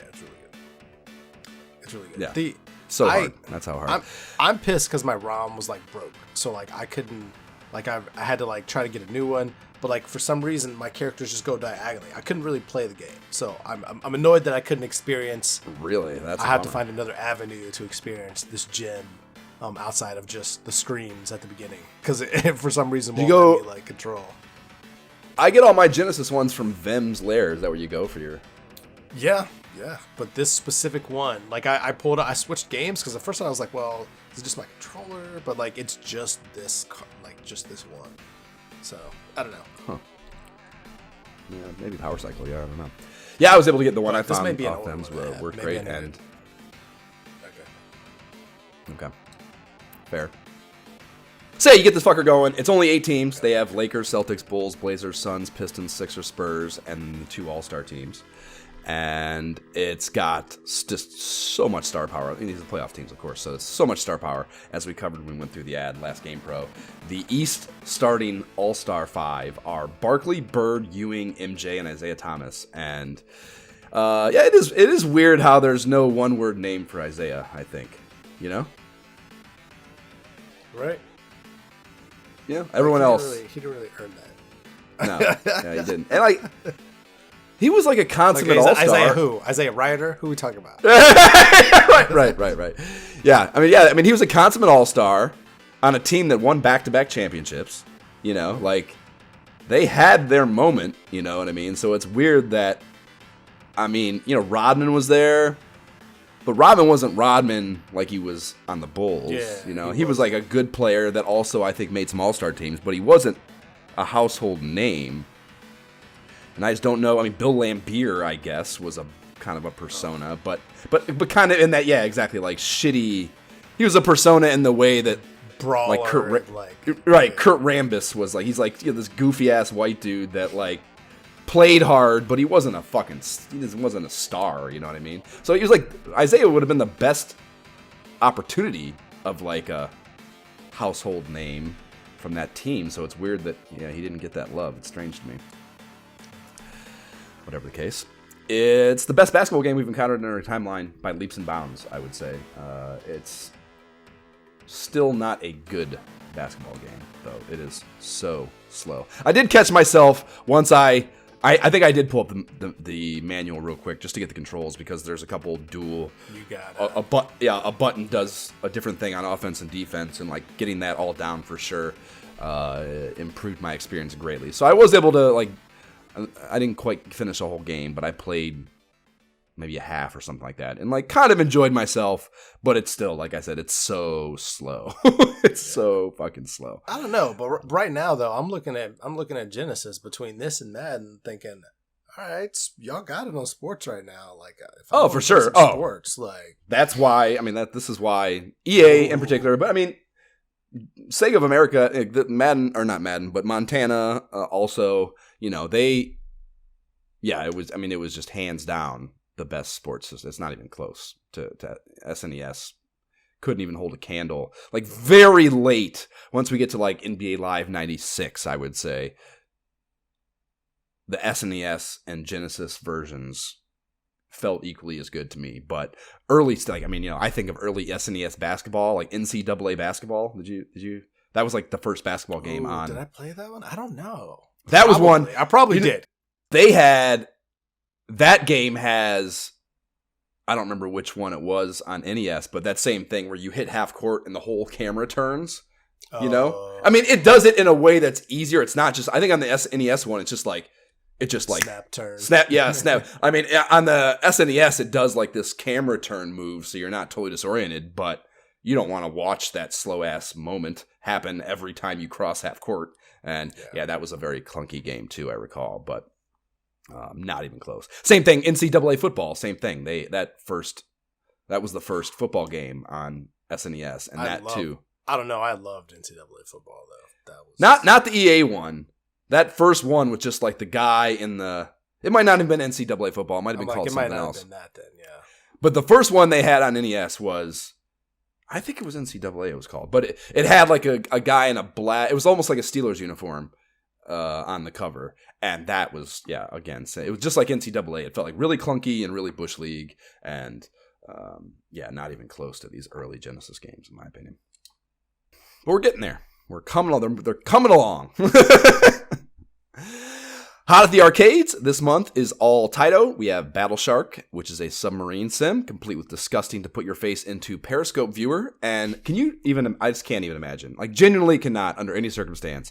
And like again, kids are dumb, and I was just as dumb as most of them. But and I can't remember for sure. But I pray I was smart enough to feel that way as a child, to that I like. Never once put my face into one of those things. That is so gross. I just think it was the type of game. Like, I just didn't care for that type of game. Like, it was going to be a submarine game or something like that. And I'm just like, no, thanks. Yeah. Plus, it's probably going to cost $4 anyway. So That's true. That's true. a double no. If I'm going to spend $4, give me Bart Simpsons or Ninja Turtles or something. You know? Yeah. And yeah, that's funny you say that too. Like, I can't tell looking at the tiny photo of the cabinet and the mag here if there was a CRT on it at all for people watching to see what the hell you're doing. And like, that's probably like really appealing from manufacturing costs, going, oh, we don't need to put a fucking TV on this thing. Yeah. But I feel like a huge part of coin op sale marketing, right? Exactly. Like, like seeing how dope of a game it is and attracting quarters to those coin slots. Oh yeah, but there was plenty of games like that. The ones with the curtains. There was multiple games like that where you couldn't really see. Where you're like, I wish I could see. That's true. You know what I mean? Yeah, like the sit down ones and shit, like trying to like peer in there, like without fucking being creepy. Exactly. The other game is Cat Ash, and this appears to be a Golden Axe-ish fantasy side-scrolling battler, but the classes here are fighter, mage, priest, ninja. And that's right, folks, fucking ninja options! This is a little weird, but I don't care. I'll take them in any way I can get them. See, it seems like there's a little bit of a heightened RPG depth to it also. There's some shops you can buy shit and what have you. So, I mean, ninjas and economies? Yes, please. I'd have played that for sure, so... That looks like a cool game. I don't think I was able to... I think I tried to score the MAME iteration of it, and I don't recall it working out. So I tried to play it, but wasn't able to. Never even saw this in the wild, so who knows? Weird-ass 2-page spread from Nextsoft after that, and this is the Nintendo licensee that put out Wizardry on the NES and a handful of other much lesser-known carts between 89 and 91. And this is just a mailing list sign-up order form. 2 of them, actually. One for a friend, no less. You can just, like, I don't know, like I signed Rosenball up for credit cards, like just sign him up for some shit. Which is interesting. But the bait is a catalog of NES and Game Boy products and a cardboard doorknob hanger. And their mascot, I guess, anyways, is on the hanger. And this mascot is named Dak Meganeg, and it has him intensely playing a video game with the caption, Video Game Wizard in Training. And Googling Dak Meganeg turns up absolutely nothing but Dak Prescott shit. So I'm guessing this titillating marketing campaign didn't hit like they'd hoped. But just in a general sense, much like it's right there with fanny packs, I think, of things of the time that just, I don't know, somehow were compelling. And every kid had them and actually used them, in my view, anyhow. And I don't understand why. Well, I shouldn't say that.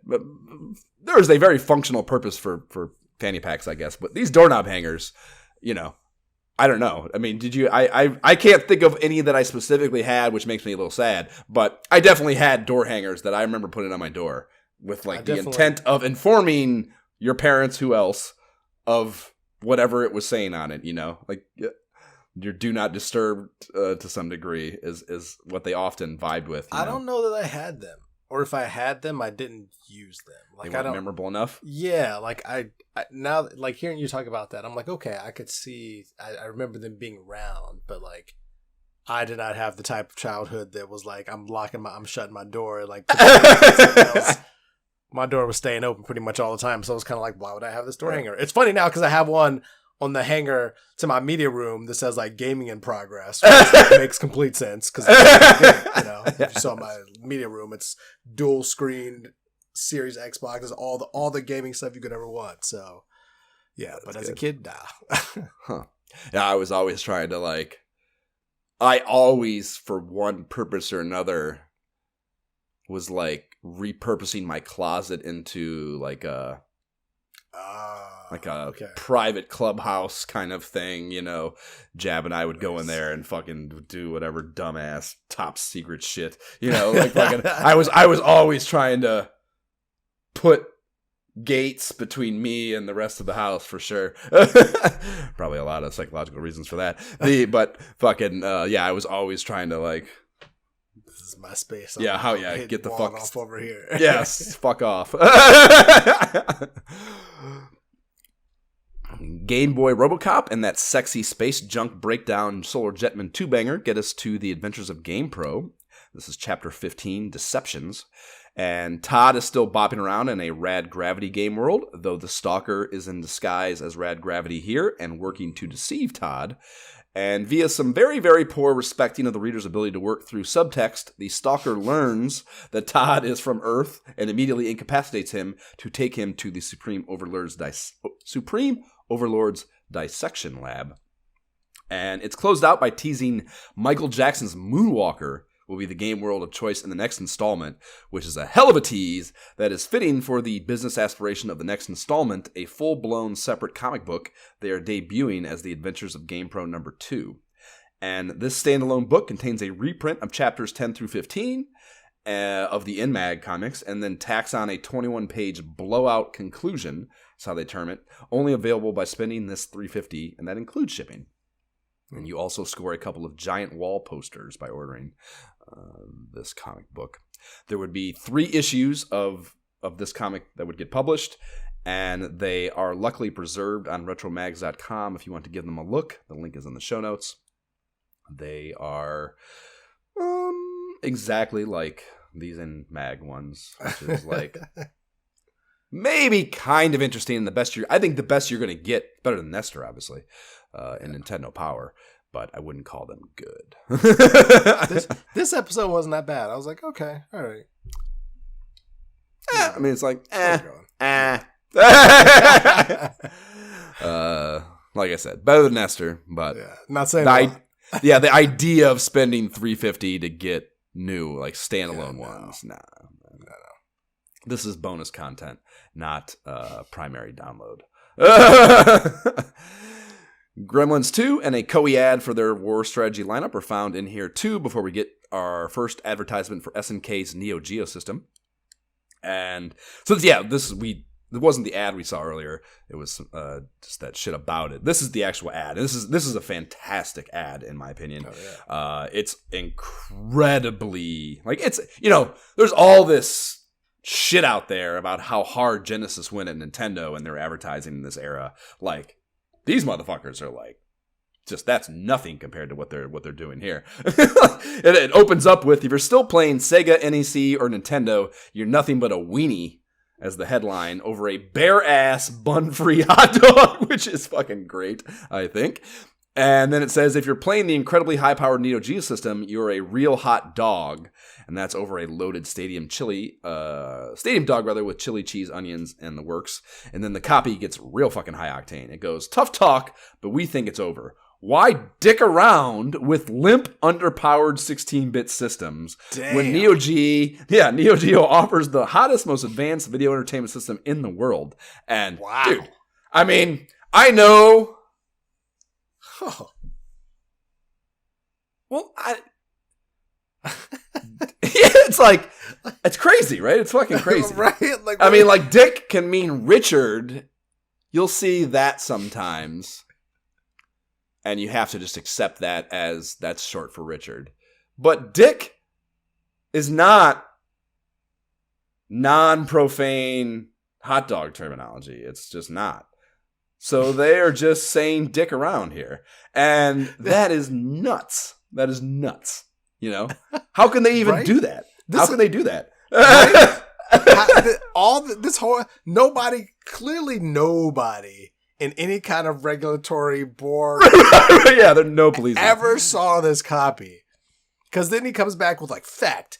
Neo Geo, like, they go hard after this. Like, does prime rib cost more than squirrel burgers? Like, they don't give a shit. And it's just, I'm impressed. Exactly right. Yeah, like, I want, especially from a 2023 perspective, I am so impressed. But I can't believe that, like, Moms Against fucking everything didn't just burn GamePro headquarters down. Like, I just can't believe. There had to be at least a few kids that, like, read this and were like, right? Like, it took it straight to their parents, or like, just like rip it out of the magazine, like, they'll never let me have GamePro not again. Tell them, Like, they'll never let me get this magazine. Just eat the fucking page, Like fucking great. Yeah, man. Yeah, they go hard as fuck. They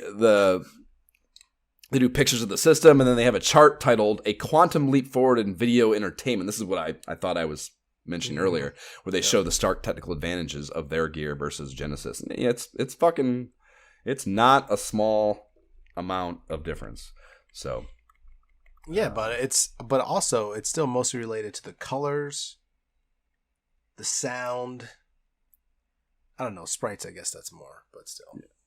Yeah, I mean, the sprite thing that's a real big difference because you have those limited, like NES can only do like fucking 4 or some shit on a line, and this is where you get out of that flicker stuff and obviously just have more shit going on. You know, like all those arcade beat 'em ups where you have like a ton of shit going on. That's like a great example of this is Double Dragon, which is one of your fucking stalwarts. So like on the NES, this is why you get those. You only get 2 enemies a screen. You know what I mean? You walk forward, you have to kill those 2 enemies before it will let you progress. And then you get the next 2 enemies. And that's because they can't mob you because they can only show that many sprites. You know what I mean? So interesting. Yeah, okay. See, it really changes the game on games like that, I think. New. Yeah. But I'm a little more impressed then. Still not worth the asinine costs of that technology at this time.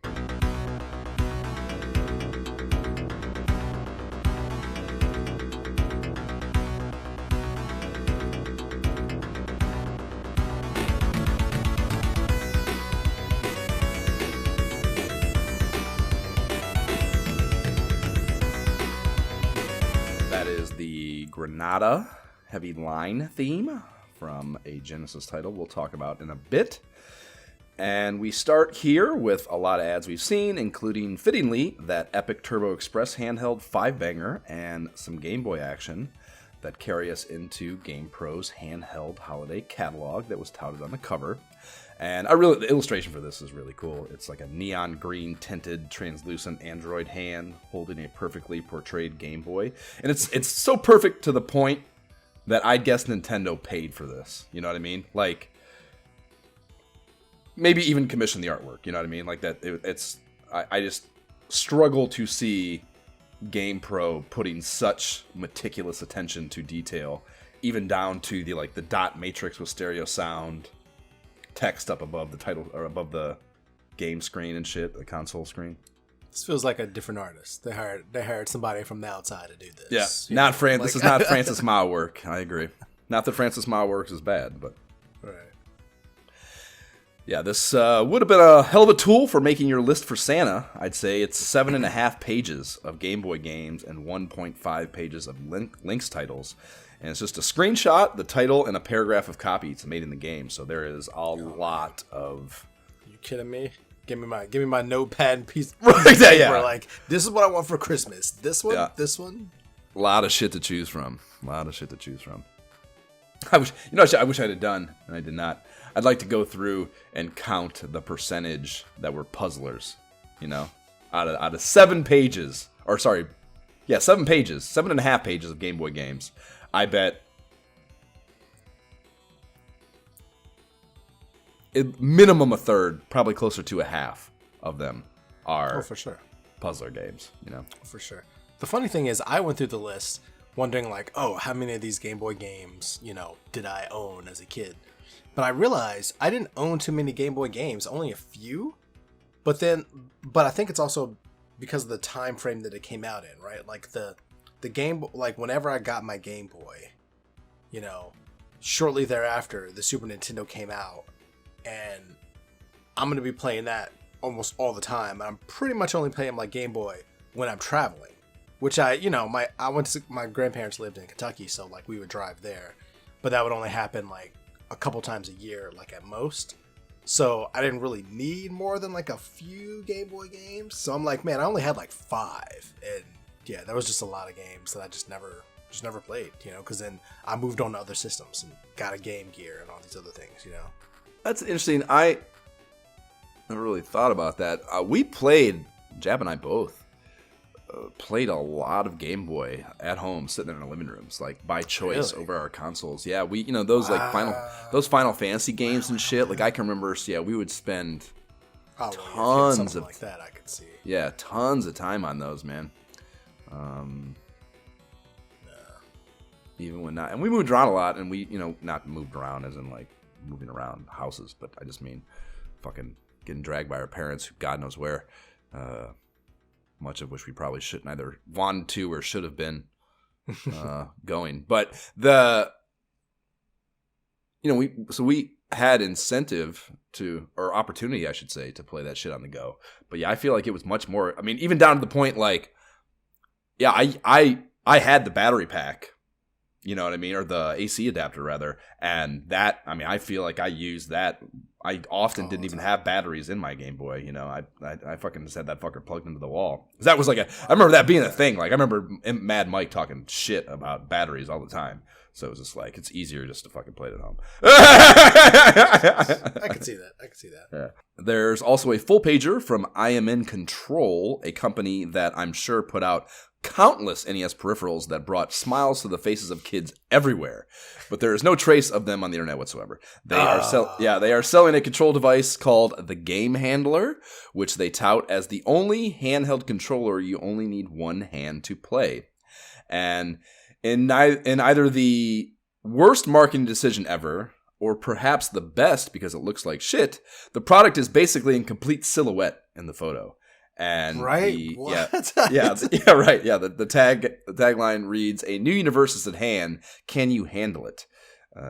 And yeah, it is, legitimately like you only need one hand, and there's buttons on it for both things, and like theoretically, maybe that's cool, but again, I couldn't find much about it. So, but it looks like a joystick, sure.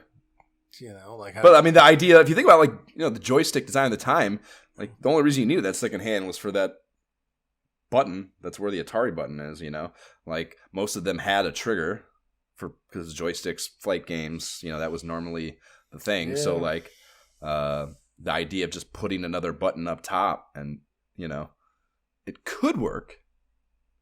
Yeah. I don't know, man.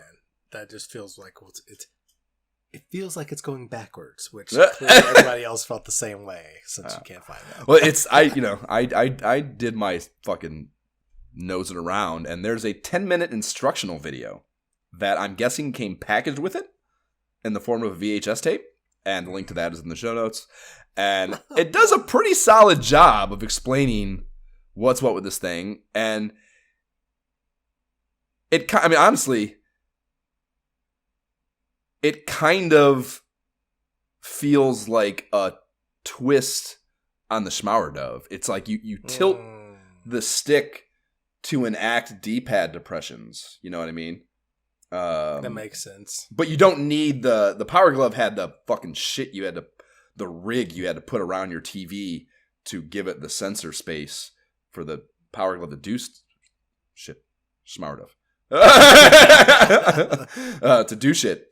But this doesn't need that. It just uses like a gravity detection thing to tell when you're tilting it, So, that, I mean, it might be cool, but it in the same way the Schmauer Dove is a nightmare for this, I feel like anything that's requiring like fast twitch movement is probably it's not gonna pan out very well, I would guess.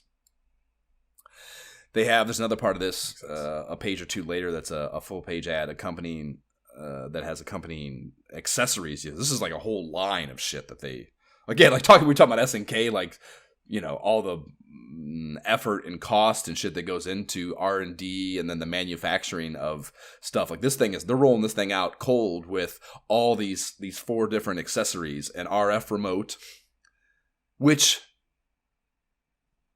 I don't, like, what does that mean?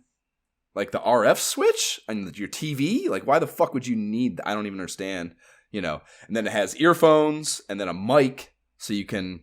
And we have another controller later where it uses mic technology to act as button depressions. Which you got that look on your face. It has the potential to be cool because what it means is your second button is you don't need to deal with it anymore. you could just be saying fire to fire your missiles in a plane game or something, you know what I mean? So that could make this more functional in a good way, I think. So that's kind of interesting. And then it also has a cockpit viewer, which is like this.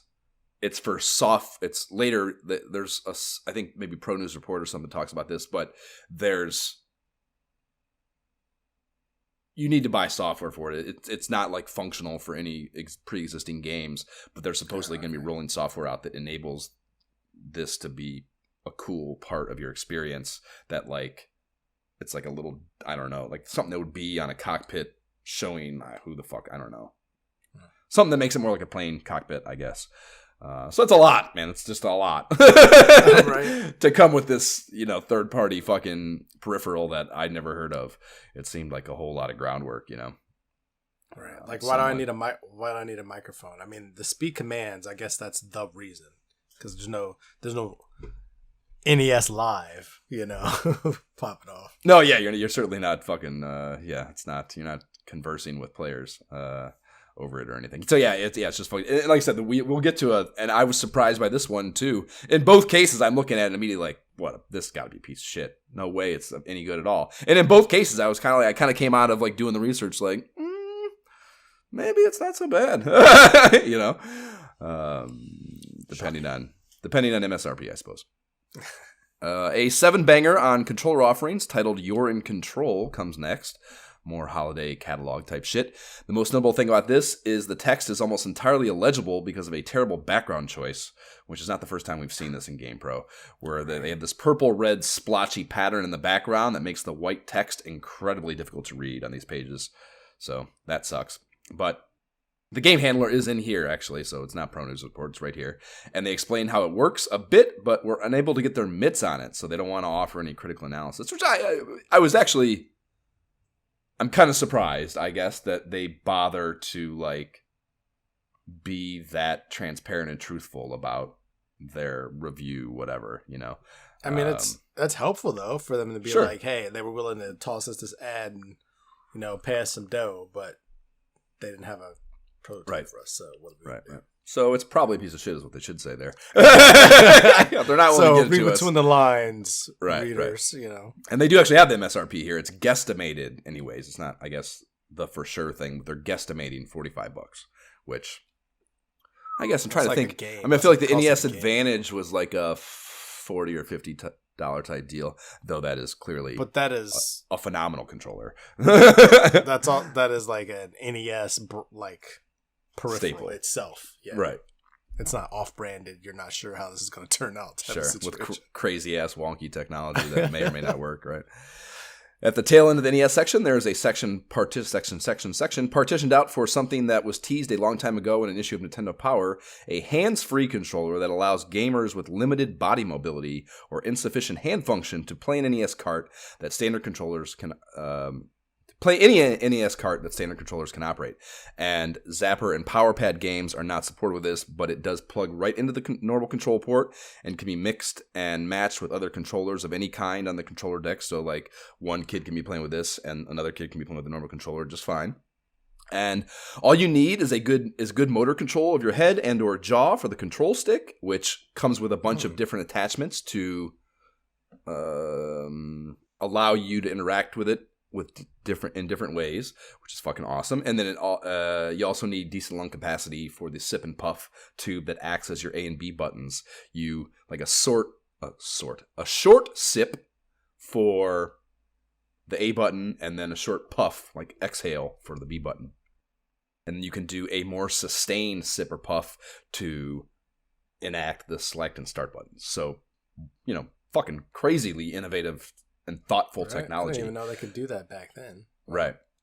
And this is, I mean, I there's actually a streamer that I watch some of his stuff that he plays games with. He's quadriplegic and he beats all these crazy ass NES games. So he's like, I think he beat Mike Tyson's Punch-Out once, if I recall correctly, which is nice. Fucking nuts to me for obvious reasons. If you listen to our fucking Mike Tyson's Punch-Out episode, like, I find that inconceivable, but whatever. So this dude, he plays with I'm sure it's not this exact thing, of course, but it's the same technology. It's the same, it's like a jaw or chin controlled D-pad and then a sip and puff attachment for the buttons, and the fact that hasn't changed in fucking 40, 30 years is a wild testament to how groundbreaking and innovative this was in 1990. You know what I mean? Yeah. On top of the different joystick attachments, it came with like this foam backing and also chest straps to, obviously different individuals, different handicaps. You need different fucking ways to interact and embrace the fucking actual rig. So they did a good job of giving you different ways to best enable that. And yeah, I mean, just, I don't know, fucking, and it's direct from Nintendo too. It's not like this is not a third party. This is Nintendo developed this internally, and you can only buy it from them directly. They're not even retailing it. So you have to. They have a number you call in, and they're $120 is the amount, which I think is damn reasonable for this kind of product in 1990.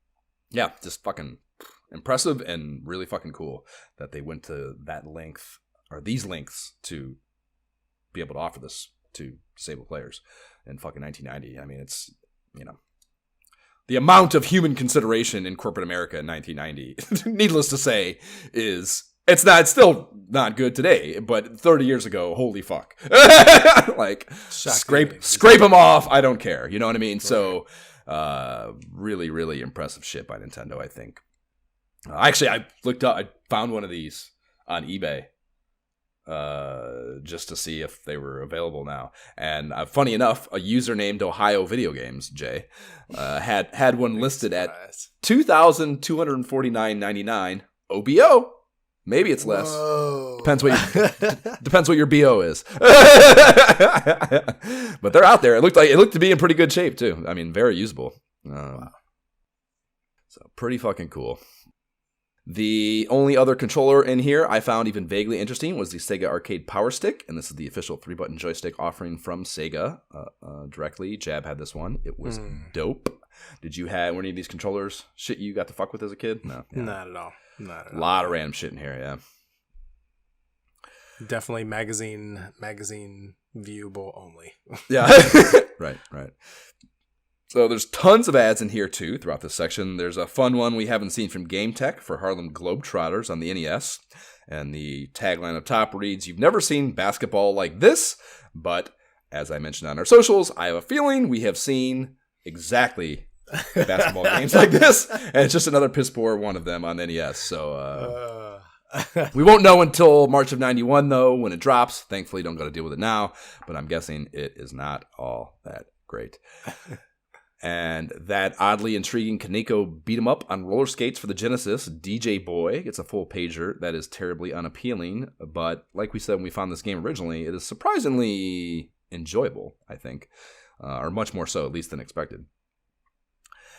And they're also selling Volume 1 of a new VHS tape series with excerpts from GamePro TV. They're calling it a video mag with tips, tactics, passwords, and secret strategies. So these are they're like 30-minute excerpts from the TV channel cable show that is rolling out around this time, that Johnny Arcade, who has his own review feature in the mag now, is the host of.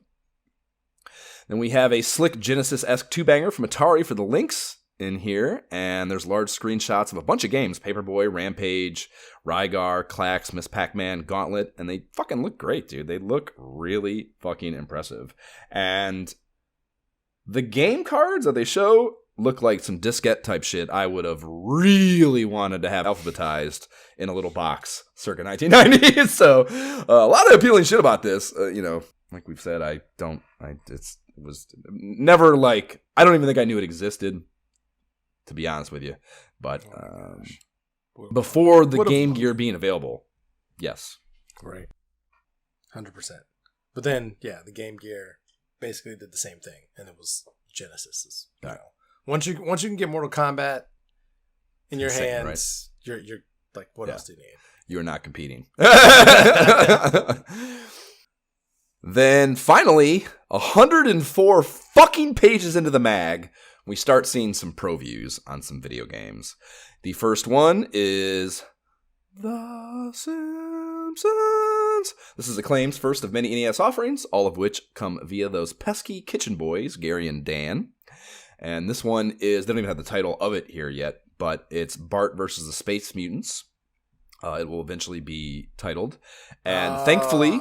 I was wondering, dude. I'm like, which game are we talking about here? Like, I was very confused. Yep. Well, that's because it's not out yet, thankfully. So we can wait a few more episodes before we shit all over this game. But the MSRP is $44.95. So that's what we can look forward to paying for what will not be a good game. But you'll play it anyways because it's the fucking Simpsons. And I played all of them, just mindlessly. Convincing myself that I was having fun. A mildly disturbing illustrated ad for Acclaim's LCD handhelds carries us to Johnny Arcade, as we just mentioned, rather. Johnny Arcade's Video Power Pro View for the month, a high-octane Turtle Power 3-banger on the Heroes and a Half Shells port of the arcade beat-em-up on the NES from Ultra Konami. And, it's like how much of a... I don't know, they're just throwing him a bone and a half there, right? Fuck it. You get to do this guest spot, and we give you just the dopest possible game to talk about and play. This was the game, everybody. Such an upgrade from the first one. Yes. Yep. Yeah, we all know this game is a fucking banger. There's no need to slow down our parade through this issue to beat that dead horse. So let's just get on with the specifics. Or the technical stuff. It's a appropriately lofty MSRP of $54.95, and the rating meter goes 54554 for a scorching 92%. Graphics, gameplay, fun. Get the 5s. Sound and challenge are the 4s that keep it from a perfect score. But yes, that's certainly Game App eligible, and we haven't done it yet. A new ad from Renovation for Granada on the Genesis, which is a 1990 release we've yet to see, so let's party on this baby. It is a top-down tank shooter set in the faraway futuristic year of 2016. And I fired it up. It's one of those weird shooters with Dino Ricky syndrome, dude. That's what I thought of while I was playing this. Like, they're telling you it's a ground-based shooter, but the movement has zero friction to it, so it's really just a flying shooter. You know what I mean? Yeah, it's an odd but fun game. Like I spent a little time on it. But it is weird. Like, you have to be facing the direction of the enemies to be shooting them. Tank controls, right? Yeah, tank controls. So that's tough. Yeah, I mean, I'm the same thing. Like, I thought it's weird and terrible, but it's not. Right. I'm sitting there again, fucking just stewing in Dino Ricky thoughts. But despite that, it was fine. There's some interesting environmental constriction stuff going on. Like they took the fact that in that aspect. I mean, Dino Ricky kind of did this too at times in the later stages, I suppose. So that doesn't totally separate it conceptually from the Dino Ricky syndrome. But they do a lot of stuff where you have this environmental constriction shit, putting you in narrow tunnels and spaces that limit that frictionless movement in a way that is smart and engaging and proper difficulty layering. Yep. You know what I mean? And there is no auto scrolling, which is nice, at least up to where I got fragged on the first stage. I did not beat the first stage when I was playing, but yeah, it didn't auto scroll, which was good. Obviously, that was a shitty thing about Dino Ricky 2 is you have this wild frictionless movement, but it's auto scrolling, and you get wedged in situations that suck. So you at least control the bounds with which you are forced to play in, and that to me is a good choice for a game like this, I think. Yeah, not terrible, but I can probably live a full and complete life without ever playing it again, I would say. Agreed. I would agree with that. It's fun, but I'm not.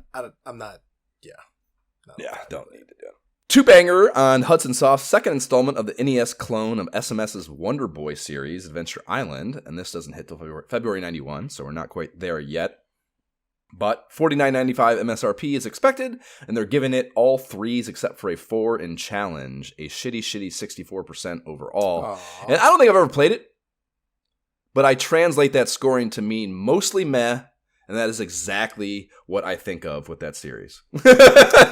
Yeah, I would agree. But if this is the NES version, that kind of bums me out a bit. Just because of the artwork, once it comes out, I'm sure we'll see the ads for it and the artwork all over the place. For sure. And it's one of those games where I would like... Hudson Soft is not bashful about advertising. Well, yeah. Like, my first thought was like, oh, I want to play it. But then this kind of makes me think, maybe I don't want to play it. Maybe it's not...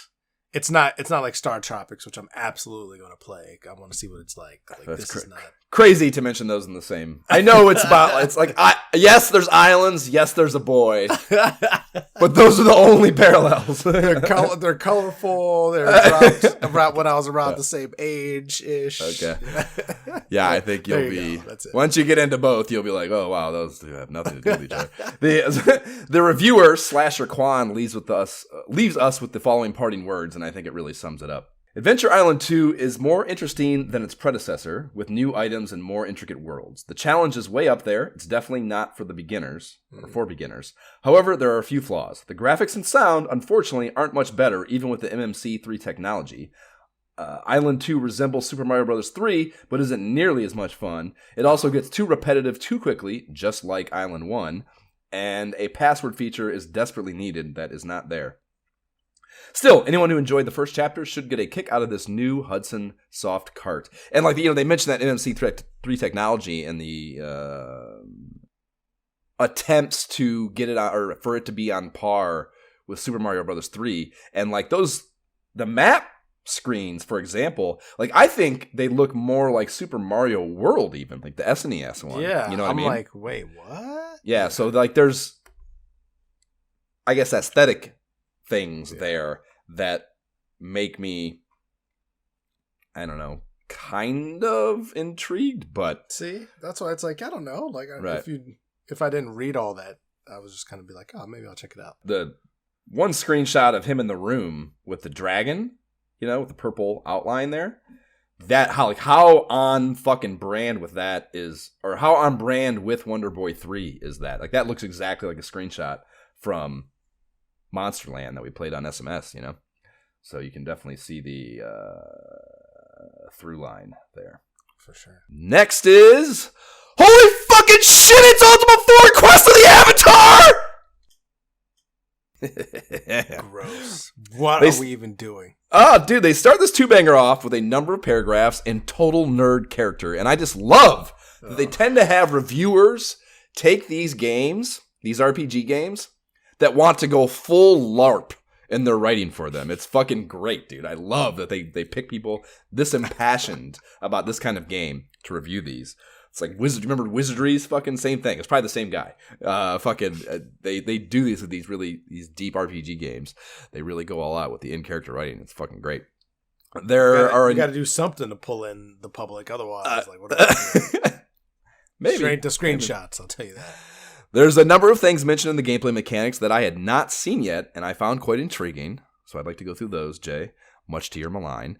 The class offering is pared down to 8 this time. I think that's a huge thing. I think one of the problems with that last one was just fucking all these things to choose from. And they didn't even, to make it even worse, most of them didn't even really have, the alchemist and shit like that. The things that make you an alchemist are not present in that simple of a game. So it's not. It's a waste of a lot of things. Time, effort, thought, whatever. Consideration. So they pared it down this time to 8, and they don't even mention race. So that's a substantial simplification that I welcome from Exodus. And they also say your class is determined by those, when you start that game, I mentioned before, I thought it was purely for a morality system, determining your morality starting point or something. But it says that your class is determined by how you answer those questions. So, one, you're not starting with a whole party, kind of like you do in Exodus. You're starting with just one character, and you answer these questions that make that character what they are in some kind of naturalistic way, as opposed to just arbitrarily choosing a class from a menu, And I think that is a really cool immersion RPG effort, tactic, whatever. So that was cool.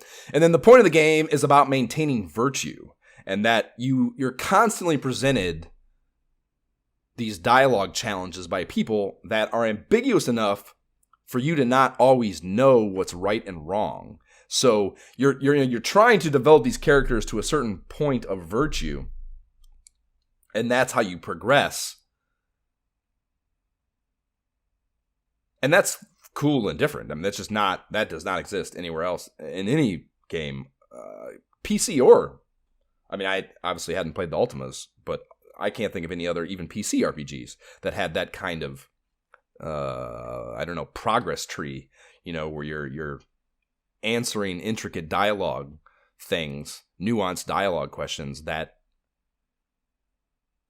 can hurt you, basically. You know what I mean? And that's pretty cool and unique. So there's potential there to get pissed off, I think. But most understated thing. We're talking about Ultima here. There's the potential to get pissed off. Yeah, I would say a high probability.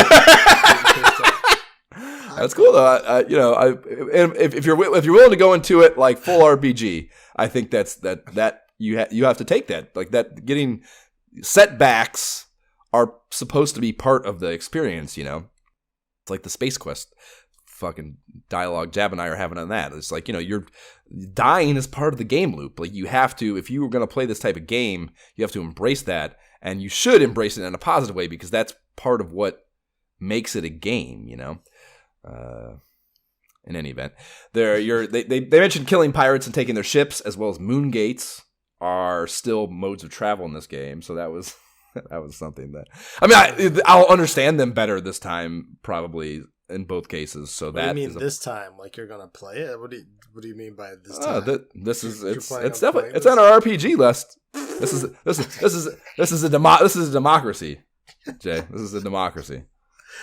Sometimes you just have to listen to the wants and needs of others. Oh my gosh! And move through life, accepting and living out those choices by other people that decided the collective was better off with a choice maybe you didn't personally align with. That's what democracy is about, Jay. I don't know if you recall our discussion earlier. Oh, no comment. And then yes, they mentioned that you add more characters to your party one by one out in the world. So you don't just like fucking pick 4 fuckers and go out with them together. You find them kind of almost Dragon Warrior-esque, but also in the same way that you determine the class of this one. Well, I don't know. I'm not sure if you like just find a fighter and then you ask the fighter to join you, or if you find this person and then have to go through some decision or question tree that determines what they are as well. It didn't really specify that, but either way, adding these characters is optional, it said, which is cool, because it harks back to one of the aspects of Exodus that was both frustrating and uniquely interesting, was how the enemies in the world scaled with your character levels, and how little the character levels benefited you. It kind of feels like that same thing. Like here, the number of enemies you see out in the world, or the number of enemies in an individual battle, I think maybe is a better way to express that, is dependent on how many characters you have in your party. So if you don't elect to bring more characters in your party, you can take the game on solo, and there might be beneficial strategy to making that choice, as opposed to adding more players to your party and then scaling up the difficulty of the battles. And it kind of suggested in the text that maybe it seemed to be the balancing was better suited for fewer characters as opposed to more early game. You know what I mean? And once you got them up to a certain level, then adding more characters made more sense. So it's just like, those games, these games finding ways to introduce strategy and intricacy that make you think and make choices is what makes these type of games interesting. And you know what? Sense. Another game where you can add companions that is way better than this? Starfield. Try that instead. Moving on. Not moving on. They... yes, we're moving on. Why are we still talking about Ultima? Yes. What? What are we doing? The spell system is also entirely retooled. That it's not just MP to cast spells. You also need to acquire various types of herbs. So, me, personally, yes, give me all that apothecary, rather. That's one of the things about Baldur's Gate I really like, actually. The apothecary in Baldur's Gate, where you get the materials and you make potions and shit. It's a cool crafting system that's not overly cumbersome. So that's a cool change too, I think. That just kind of makes the spell casting a little more layered. And here, Jay, I mean, it's kind of settles, there's really no arguing with the math of this. They give it a very lit score of 84%, all 4s except a 5 on challenge, and we don't see scores like this for RPGs. 72% is what Dragon Warrior 2 got in the last issue, just for a comparison. So you like Dragon Warrior 2, this is 12% better, Jay. Josh. Dun, dun, dun, dun, dun, dun, dun, dun, Josh, dun, dun.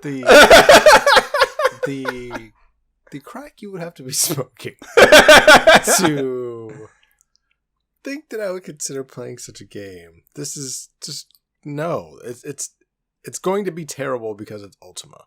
You cannot take shit and like shine it and make it better. It's still shit at the core. Like that's not true. That's not true. You can polish up a turd real nice with the right materials. With the right materials and the right chemicals, you can polish a turd up super nice. Didn't we already determine this is made by the same people who made the last one? Like they thought that was good. Slight differences. But the same main important people, the people who determine the creative direction of the game. Like, we couldn't really. I think it was tough. It was hard to discern who handled the port and who was part of the actual original game design and yada yada yada. So we don't actually know that for sure. I don't think that was the findings. It was inconclusive. I think we need to talk about inconclusive, Jay. I think that was need to talk about our philosophies when it comes to these games. Like, are we choosing the best games so that we can make sure that we have the optimal retro gaming experience that we could possibly have? No, of course not. We are trying to, from a scientific perspective, understand the whole picture. And sometimes that requires Ultima. It did, and we determined that was just a steaming pile that should not be returned to. That segment of history, yes. But I think you have to be open to the possibility that progress can be made. Okay, philosophical question. What game was absolutely terrible that got a sequel that was absolutely fire? Can you name one? There's all sorts of instances where you have like, but that's not from like, some perspectives, from not like again, 3 and 4 like in a series. Well, Ultima Exodus is number 3 in the series. Yeah, but all of them were terrible, so they're just like. You never played 1 and 2. You have no idea if 1 and 2 are terrible. They couldn't have been good. Like that's impossible. Like, this is a very closed-minded perspective. I don't see how you could possibly just assume that. We don't know that. But if you want to draw this comparison, yeah, like Simon's Quest 2 is thought of as being, and I would agree, is not. There's a lot of things wrong with it that make it obtuse and hard. And 1 and 3 were both better, So in a lot of ways, at least as far as like your ability to, you don't have to put on blinders to enjoy them. I think they were more universally enjoyable. So that's an instance. I mean, any of the big franchises are going to have this. You have your good ones, you have your bad ones. So yeah, I think, and we're talking about a game series that goes, I don't know, fucking 14 installments or something. So some of them are going to be good, some of them are going to be bad. This is applicable for Final Fantasy, just the same. Dragon Warrior. All the Final Fantasies are good. We just have to play through them all. We just have to at least see. That's the thing. Final Fantasy exhibits excitement and Dragon Warrior excitement. I'm excited to play the next Final Fantasy and the next one. Like, I want to get into those. Only because you had this one bad experience, though. If you'd have played whatever, say you would have played if the first Ultimate you would have played would have laid the foundation of whatever fucking Ultimate. Who knows? I mean, again, they made 14 of them. Someone had to enjoy some of them. Richard Garriott lives in a fucking castle in Austin, bro. Like, someone's buying these games.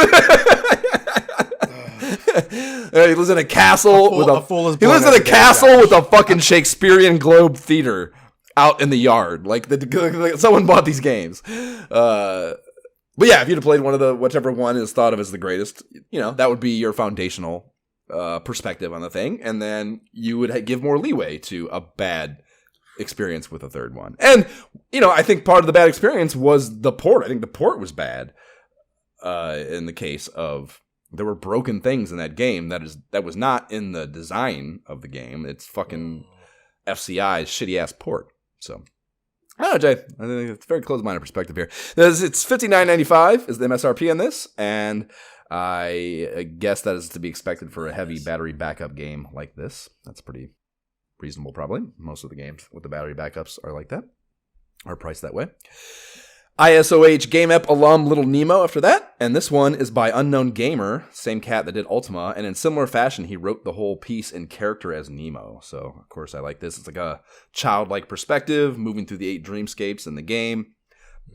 One little notable, just quantifiable thing that I like that they put in here was we were kind of unsure, if I recall correctly, when we played for the Game App, but the wand blast count necessary to take down the Nightmare King, they put it at 15 here, blasts. Okay. Full charge blast, too, because they had you can shoot without the charge, and that, of course, would take more, you'd guess. So that's a long-ass battle, so that 15 sounds right to me. I buy that.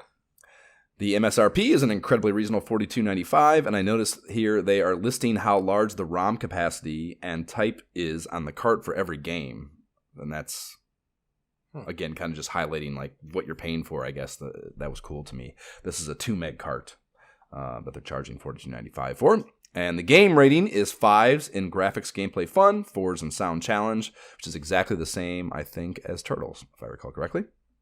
I don't know. I might have a problem with that 4 in challenge. Like, I think this was a very tough game. I think this is a 5 in challenge. I would agree. This is definitely a challenging game. Yeah. Well, I don't know. I'm okay with that. The more I think about it, I'm like, okay. It was tough, but like, I feel it, dude. Some of those levels were hard as fuck, dude. I think that was a very, very, very challenging game. Very Capcom-y. 92% was the overall. Like I said, same as Turtles.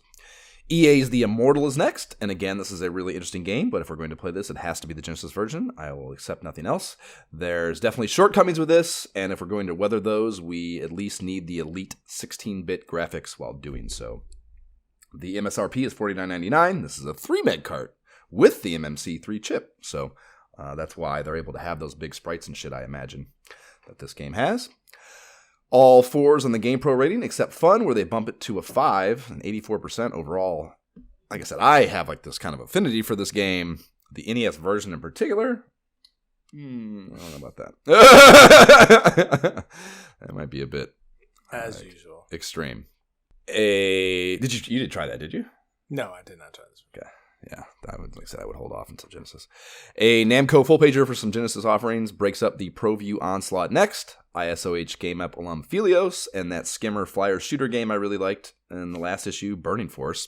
And I fired it up again just to make sure it was the one I was thinking of, because these names are whatever, So, but yeah, it's the skimmer one, and the same thing happened, dude. I just couldn't stop fucking playing it. I just kept playing it. I got actually, if I'm sure you don't remember, but last time I got to the boss, the first boss, so through the first 2 stages, then to the boss stage, and I died on the boss fight. This time I got through the boss, and after the boss stage, there's a really cool bonus stage that reminded me a lot of the Sonic 2 bonus stages, where you're going, you don't have the tube here because, you're on this open water thing, but you're still in the flying vehicle. And in the same way in Sonic, you have to you're trying, the rings are in a line in a lot of cases, and you're trying to just track with this perspective, quasi 3D,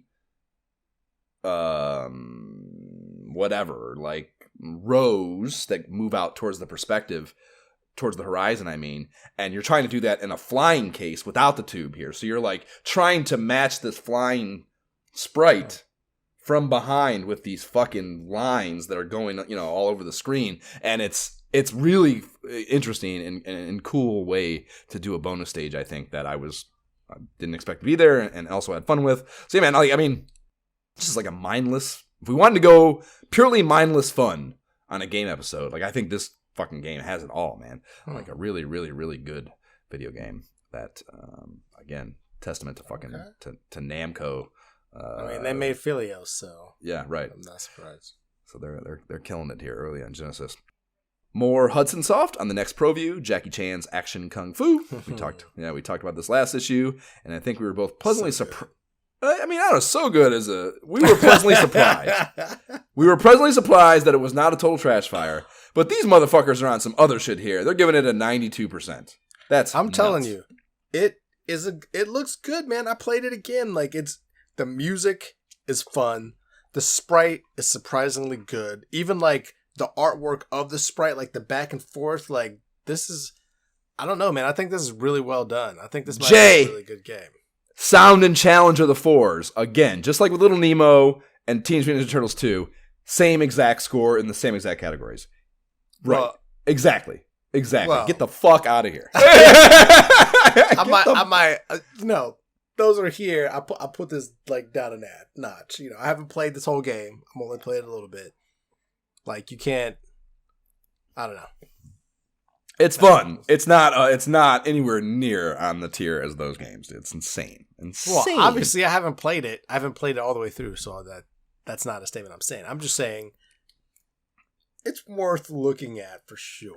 Sure. Like I said, I wouldn't hang myself if I got locked in a room with this game for a week or something. I wouldn't kill myself. But I would never mention it in a sentence alongside games of that magnitude. No. I mean, I don't know. We'll see. Okay. It depends on how you look at it, right? Because you can't ever say, to me, very few games are able to measure up to Teenage Mutant Ninja Turtles 2. Like, come on. Like, very few games at all. So, like, it's preposterous to say this game could be on that level. At the same time, that's what they're saying. That's all. I'm not saying it's a bad game. I'm saying that's what they're saying, and that's delusional as fuck. Okay. The MSRP is $49.95. This is also a 2 meg cart, but it does have the MMC3 chip, so that's probably why it looks better than you expect. That's a wrap on NES Pro Views. We move into Genesis with yet another Game App alum, Strider from Sega of America, and they repeatedly touted as being one of the best and most faithful coin-op ports you can score at the time, and I think that is accurate. Yet they somehow... Because it's the Genesis version, the good one. Precisely, right. But they somehow give it a lesser score than Jackie Chan, a still respectable 88%, but lesser than Jackie Chan. That is fucking crazy. Crazy. That's fucking nuts. Try it.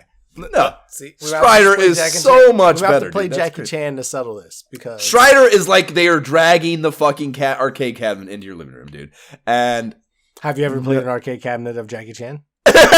No, because they didn't have one. Exactly, it's not. Dude, it's impossible to make it. It's impossible to make it arcade level. Stop hating on Jackie Chan. Why you got a problem with Asians? Why you got to be racist, Josh? That's not the problem. That's not the problem here. We're talking about relative game scoring here. Like there's got to be integrity. There's got to be journalistic integrity in these scores, and this is lacking integrity. I'm agreeing with that. Graphics and challenge are the 5s, and those are both true. But no way in fuck I agree sound or fun should get knocked on Strider, dude. Like this should be a 96. Maybe it should be perfect score. Like You're out of your mind. This was an amazing game, dude. Nowhere near Ninja Turtles 2 level. Come on. Oh, what are you talking about, dude? This is an arcade game. If they had put Teenage Mutant Ninja Turtles 2 the arcade game on the NES, which is impossible, I think, then yes, okay, maybe, but not the NES version of. Can you the Teenage Mutant Ninja Turtles 2 arcade game? Can you team up with your friend and go kick Foot Clan ass? If not, then no, it's not. That's crazy. Yeah, so good. It's 8 meg cart. We know all too well how many times it's been thrown in our face what a hugely groundbreaking technical achievement that was, and that's why it looks so fucking amazing and played so fucking amazing. Is because is Shredder in this game? So many megs, many megs. Jay, do you know how many megs 8 megs is?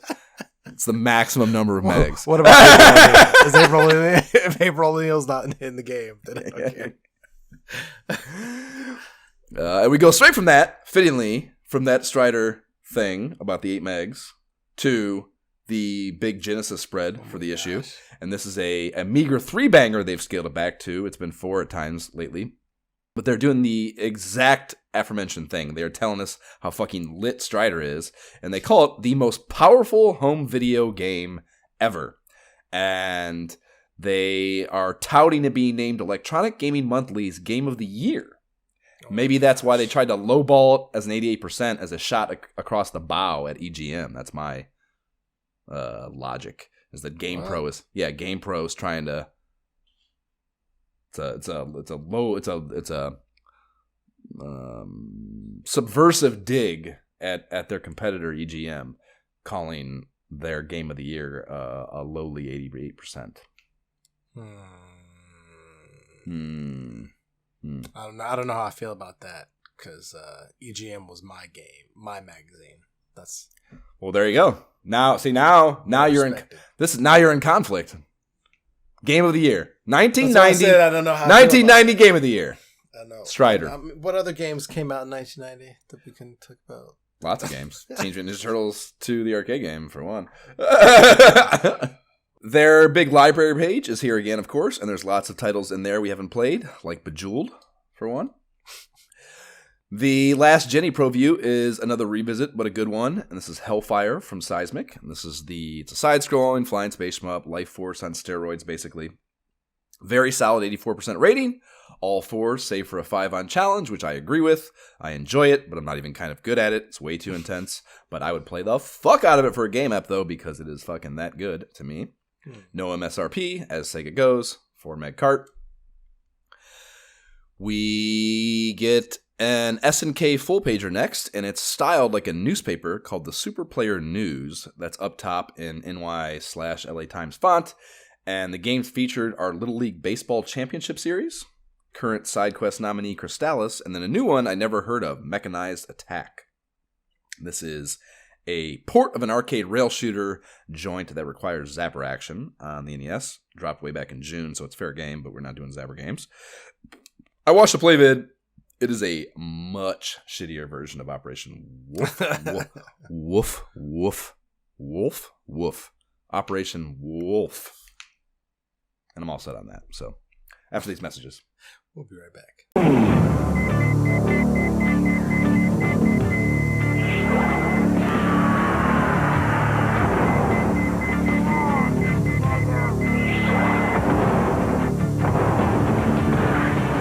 You wanted more power, arcade-like 4-dimensional graphics, and 15-channel stereo sound.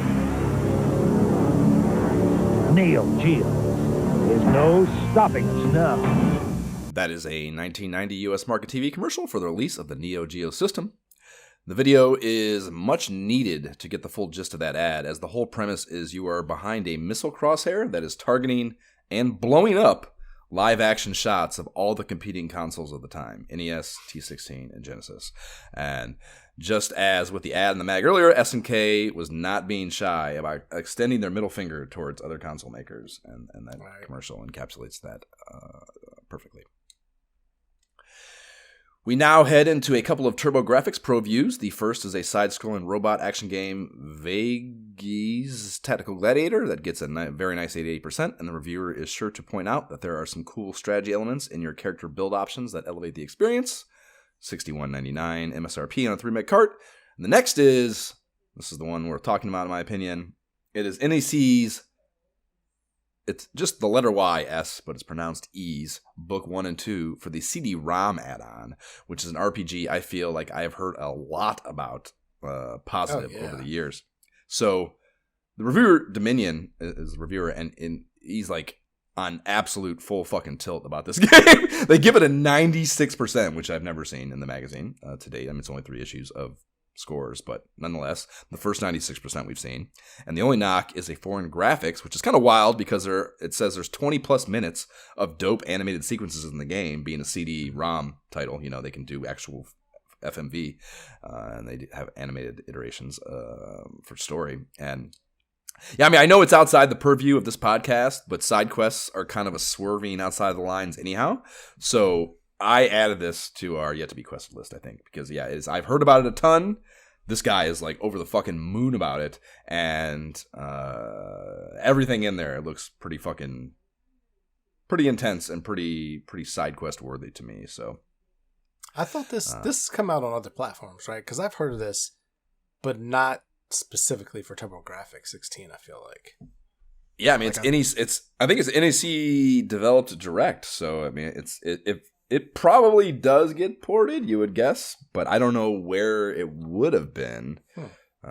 Yeah, I don't know it to be on the Genesis or SNES, and this is a CD-ROM deal too, so if I'm misremembering it, that's shocking, and then that's even more surprising that this sticks out in my mind. You know what I mean? Having never owned a TurboGrafx 16. Yeah, especially the CD-ROM add-on. That's right up there with fucking Neo Geo pricing. Right. I tried to like download it and try it out, just to fuck around. But it's going to be an elevated level of effort required, I think, to both find and emulate the TurboGrafx 16 CD games. So if we do choose it, I'm sure Jab in particular, that motherfucker, Luddite Jab, will be even harder than our own efforts to fucking make it happen. But seems like it could be worth it. They have a lone SMS Pro View on that port of columns of theirs, and that gets a 72%, and the MSRP is $29.95 for a 2 meg cart there. That's our only SMS deal. And then, just when I think I'm out, you pull me back in, baby. It's Jay's Atari Corner time. Tell us about Scrapyard Dog, Jay. Oh my gosh. This game is definitely not a game I played back in the day. It's basically a cube platformer, right? Like a guy's going around. He's passionate about his junkyard, so his dog got stolen, I think, is the whole premise, which I can. You got me emotionally there. I'm listening. Yeah, I mean, I don't know, man. This is very much just a cube platformer. And at this point, I'm kind of like, I'm not even looking at it. I'm not even going there. You lost me. My Atari days are behind me at this point. This is not, like, it makes me sad. Like, if you just look at the sound meter, that's all you have to say. Like, it's just like, what is that? It's the only blue. Yeah, it's the only blue. It's the only 2 in all the Pro Views. Yeah. They give it a 76% overall. That's not total dog shit. Right. No, yeah, but I'm sure. But at this point, I'm so grateful to my parents for upgrading me, and my Atari is in a box. It's like, not asking for Scrapyard Dog for Christmas, huh? Definitely not. $24.99 MSRP. They probably would have loved it if you would have. And that's for a 1 meg cart, which I wonder if that is the high. I wonder if they had 2 meg carts for Atari. Now that they're putting this here, it's our first time where they're doing that, and also, as you remember, we didn't have Atari Pro Views in the last issue, so we did. That's true. I look forward to seeing both if Atari games will continue to have Pro Views, and 2, if they like make expanded size carts at all for it. I'll be curious. Whole bunch of shit we don't need to spend time on in between that and the SWAT hot tips, tactics, passwords. The boomerang exchange trick for the first Teenage Mutant Ninja Turtles on NES is a fun one that was deeply rooted in my childhood essential knowledge. I'm talking about where you select one turtle. I think you could throw 3 at a time, and you throw 3 boomerangs out, and then you hit start real quick, go to another turtle, select the turtle, and unpause it. And when you come out of the pause, the boomerangs return to your sprite, and then that new turtle has the boomerangs, so you can give boomerangs to all of your characters. Which is pretty cool. Pretty fun little cheese tactic. Tip. Yeah. And also, we still have not played that game yet, Jay. That's a tough one. Yeah, it is a tough one, but I feel like it's something that belongs on the resume. If we're gonna call ourselves retro game podcasters, I feel like it's a game that warrants having completed. You're right. I've definitely completed all subsequent Turtles games except that one. Oh, Jesus, that's even more. That should make it unavoidable then. There is a very notable ad in here, a full pager from One Arcadia Systems announcing their November NES drop of Silver Surfer. And this is a game that is up there in the pantheon of what in the actual fuck Nintendo hard video games. And despite knowing that, I have never tried it, or I had never tried it, so I did that. And dude, it looks great. It sounds great. I don't know a shit ton about Silver Surfer like comic story world shit, but it seems to respect the IP at least as much as I would expect a game to respect IP in 1990. And you know, that's a lot going for a game, but holy fuck did I do nothing but die playing it. Did you try it? Yeah, this game is nothing but dying. Bullshit, man. Yeah, that's all it is. I was so mad. I'm like, what? Like, I'm good at games. I move fast. Like, I understand, like, the fast switch, I'm all about it. In this game, I was just like, oh, dude. It's a do flying... you want me to play the game? Like, what are we doing here? What are we doing? It's a one-hit death flying shmup, which, you know, inherently sucks no matter what. But you have this huge sprite with an even shittier huge hitbox. So, like... It's so fucking bad, dude. It's so... No, I shouldn't say bad. So hard. Like, so difficult. Yeah, I played...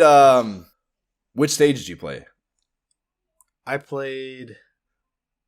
I don't remember. It was like the guy, the crazy rock-looking guy. I want to say Electrocutioner or something. Like, okay. I can't remember. I did Emperor, which is the green face dude. And, yeah, I mean, I couldn't even get... Dude, I mean... Did I get 10 feet? I don't know if I got 10 right, feet. Yeah, I mean, like, there was this one... I was able to get through, like, I guess what you would call it the opening sequence. Like, you know, 20 seconds maybe of play. And then you get to this part with these... It had these missiles that were flying horizontal. And, again, your sprite is so big with that long board that you can't... I couldn't get between them and not be hit by either one. Yeah. And it was... It's like you have to choose whether or not you want to try to shoot at them or get out of the way. But if you try to shoot at them, you're going to get shot too. So it's like, I don't know. Yeah. I mean, you know, this is, like I said, it's right in line with everything that is, I hear about. This is one of those games. It's like Dr. Jekyll and Mr. Hyde type stuff where it's just like, although that one's more of a truly bad game that is also very hard and frustrating. But, you know, this is like, it's the only thing bad about it is the difficulty level. Like the music, I mean, you know, we're going to have a cue here for a minute. The music is fucking hot, you know, and the fucking, it's beautiful. Like the cutscene when you die, dude, or not the cutscene, but the pixel art of the surfer on his board with his fucking head in his fucking crook of his elbow, like depressed, is fucking great looking. Yeah, it's great, but that makes it worse. It's worse because every time you die, right? Yeah, because that, like, cutscene, yeah, and it's not, time. Yeah, it's not a quick. No. It's like reflect on your failure. Right. Yeah, right. Like, think about what you've done, fuckface. It's too much. If you're gonna die that much, the cycle to getting to the next play needs to be much faster. I concur. Exactly. Yeah, man. You know, we can save scum, so whatever. But straight up, if a Loric disciple wants it bad enough and sends us a receipt for a $100 donation to the Able Gamers Foundation, we will play this game for a game episode and go through all that accompanies that choice in life. We might need to raise that. I'm kidding. If you post it on the Facebook page or email it directly to us at isohpodcast@gmail.com, and we will play this game. But that is the only way I'm suggesting myself to this shit. No chance. I'm not doing it for no goodwill at all. Ask the Pros are the next pages of relevance, and Shadowgate is first up, and I love the tone of Adam Voorhees's, which that's a crazy last name to go through life with post Friday the 13th's existence, by the way. But Adam's letter, and I want to read this. It was significant enough to me. Dear Ask the Pros, 2 parts of the game Shadowgate have got me stuck. First, how do you answer the Sphinx's question so he'll let you pass? Second, is there a door behind the waterfall near the shark-infested pool? And then he just closes it. This is why I wanted to read it. He closes it out with, please help me. Which is like that, if you don't have a hint book in 1990, that is your mental state when you get to a place in the game that you love playing, but you are stuck as fuck and there's no one or nothing to help you. You know what I mean? It's fucking great to me. Just like, please help me. Just so honest and I think about that, and I'm glad that this person's letter got into this magazine. But like, how long did they wait? Was that like a whole 2-month affair? Like, have they waited 2 months? For sure. And now they're for just sure. like, finally fired it and back yes, up again. There's just two worlds there, obviously, where you have, they figured it out after much trial and error. And they see this and they're like, oh, you motherfuckers. Or they've been sitting there stuck the whole time and they see this and it is like just the heavens opening up, which is, both are beautiful pictures to visualize. There is also a Dragon Warrior Q asking how to make the Rainbow Bridge happen. And the response, I kind of like it. It's like, it's less than all-encompassing rather. It's like, it kind of tells you, but it doesn't just unlock the fucking door and, let you through. You have to, there's still some problem solving to be had with that answer. They don't spell it out for you right there. Yeah. So I kind of like that. I respect that. They have an announcement blurb at the end too, and they're starting a new contest segment called Ask the Readers. And starting in the January issue, they will print 2 of the questions sent in for the pros, and then readers can write in with the correct answers to get a free t-shirt. So basically, if you have knowledge on the game, you can get rewarded for that and have your shit printed, which is pretty cool. I like that. You're like crowdsourcing answers from everyone. Right. Sure. Yeah, I mean, the cynic in me wants to look at that and call it lazy, but I mean, they can get they mentioned the one there was one question, I think it's in here, where they said they reached out to the manufacturer to get the answer. So they're doing the work, on these answers, so they have means by which to do it. Short Pro Shots kicks off with NES titles, and the only new thing in here is North and South from Kimco Seika, which dropped this month. And this is a Civil War strategy war game, which of course originated as a PC title developed by Infogrames. There's an R in there, which is a goofy ass fucking, I don't know, company name choice. But I fired this up. The really wildly impressive. I mean, it's Kimco Seika, which every game they do is fucking great. So this was not surprising to me, I suppose. But there's really, really good presentation on this. There's incredible pixel art throughout. There's a really impressive Star Spangled Banner chiptune rendition that kind of I was surprised and impressed by. And the problem with it, of course, is it's a mouse cursor based map UI that you play the game with, and there's just no fucking way to enjoy a game like this on the NES anymore. So unfortunately, it's unplayable because of that technical limitation, but everything else about it was great. And at the time, when I was able to tolerate these limitations control-wise, I think I would have enjoyed this game. It seemed to be very good. There's a lot of customization you could do with handicapping where in the war, whether you're the North or the South, you might be, and how much you have to accomplish to win the war. And there's also the presence of Native Americans they have to deal with, so there's like a third-party entity that make it more difficult. So it seemed like a really well-done strategy game. On the PC, it's probably fucking awesome. So that was pretty cool. I'm guessing you did not play that, though. No, I felt the exact opposite. I felt like this game was terrible. I would never play it again. Are you kidding me? I thought like the little chiptune thing was like the best thing about it. When you get into a battle, you're like, oh, I gotta control like all of my troops at once. Like, are we moving up together? Or I gotta either control my riflemen at once or my like horses at once. And it was just like, no, this is not. I'm not doing this on the console. This is not what I got my NES out for. No, it doesn't work on console, unfortunately. But concept good though. Concept good. Again, especially for the time. Like if you like Civ, this is pre-Civ 2 even. So that's you gotta think of where war games like this were at. No, I can see it. I see where they're going for. Yeah. There is also a Jalico title called War on Wheels that is described as a roller derby arena battler.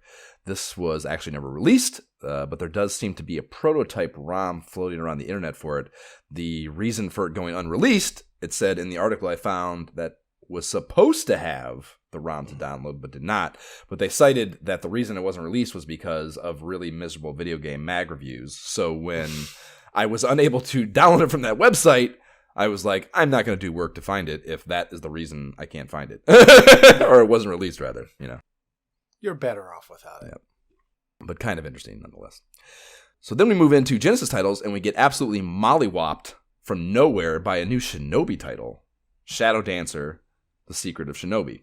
This is Sega developed and published, as you'd expect, and it dropped in December, so we are fair game on this bad boy, and I did not expect to see a Shinobi game come at me in this issue. Especially one in this manner, like this little tiny fucking mini nugget at the back of the magazine. Like, how does this not have... If it's out for Christmas, why is it not Sega? They're bad at fucking marketing, that's why, probably. But, like... Yeah, I was really shocked to see this in here and find out that it was available for play. And the blurb in the mag describes it as a one-for-one continuation of playstyle from the Game Up alum Revenge of Shinobi, except for adding a dog sidekick that rolls with you. And cool game plus dog. Yes, let's do it. I'm in, you know. And did you play it? I did not play this game. No, really? No shit. No. Dude, it's...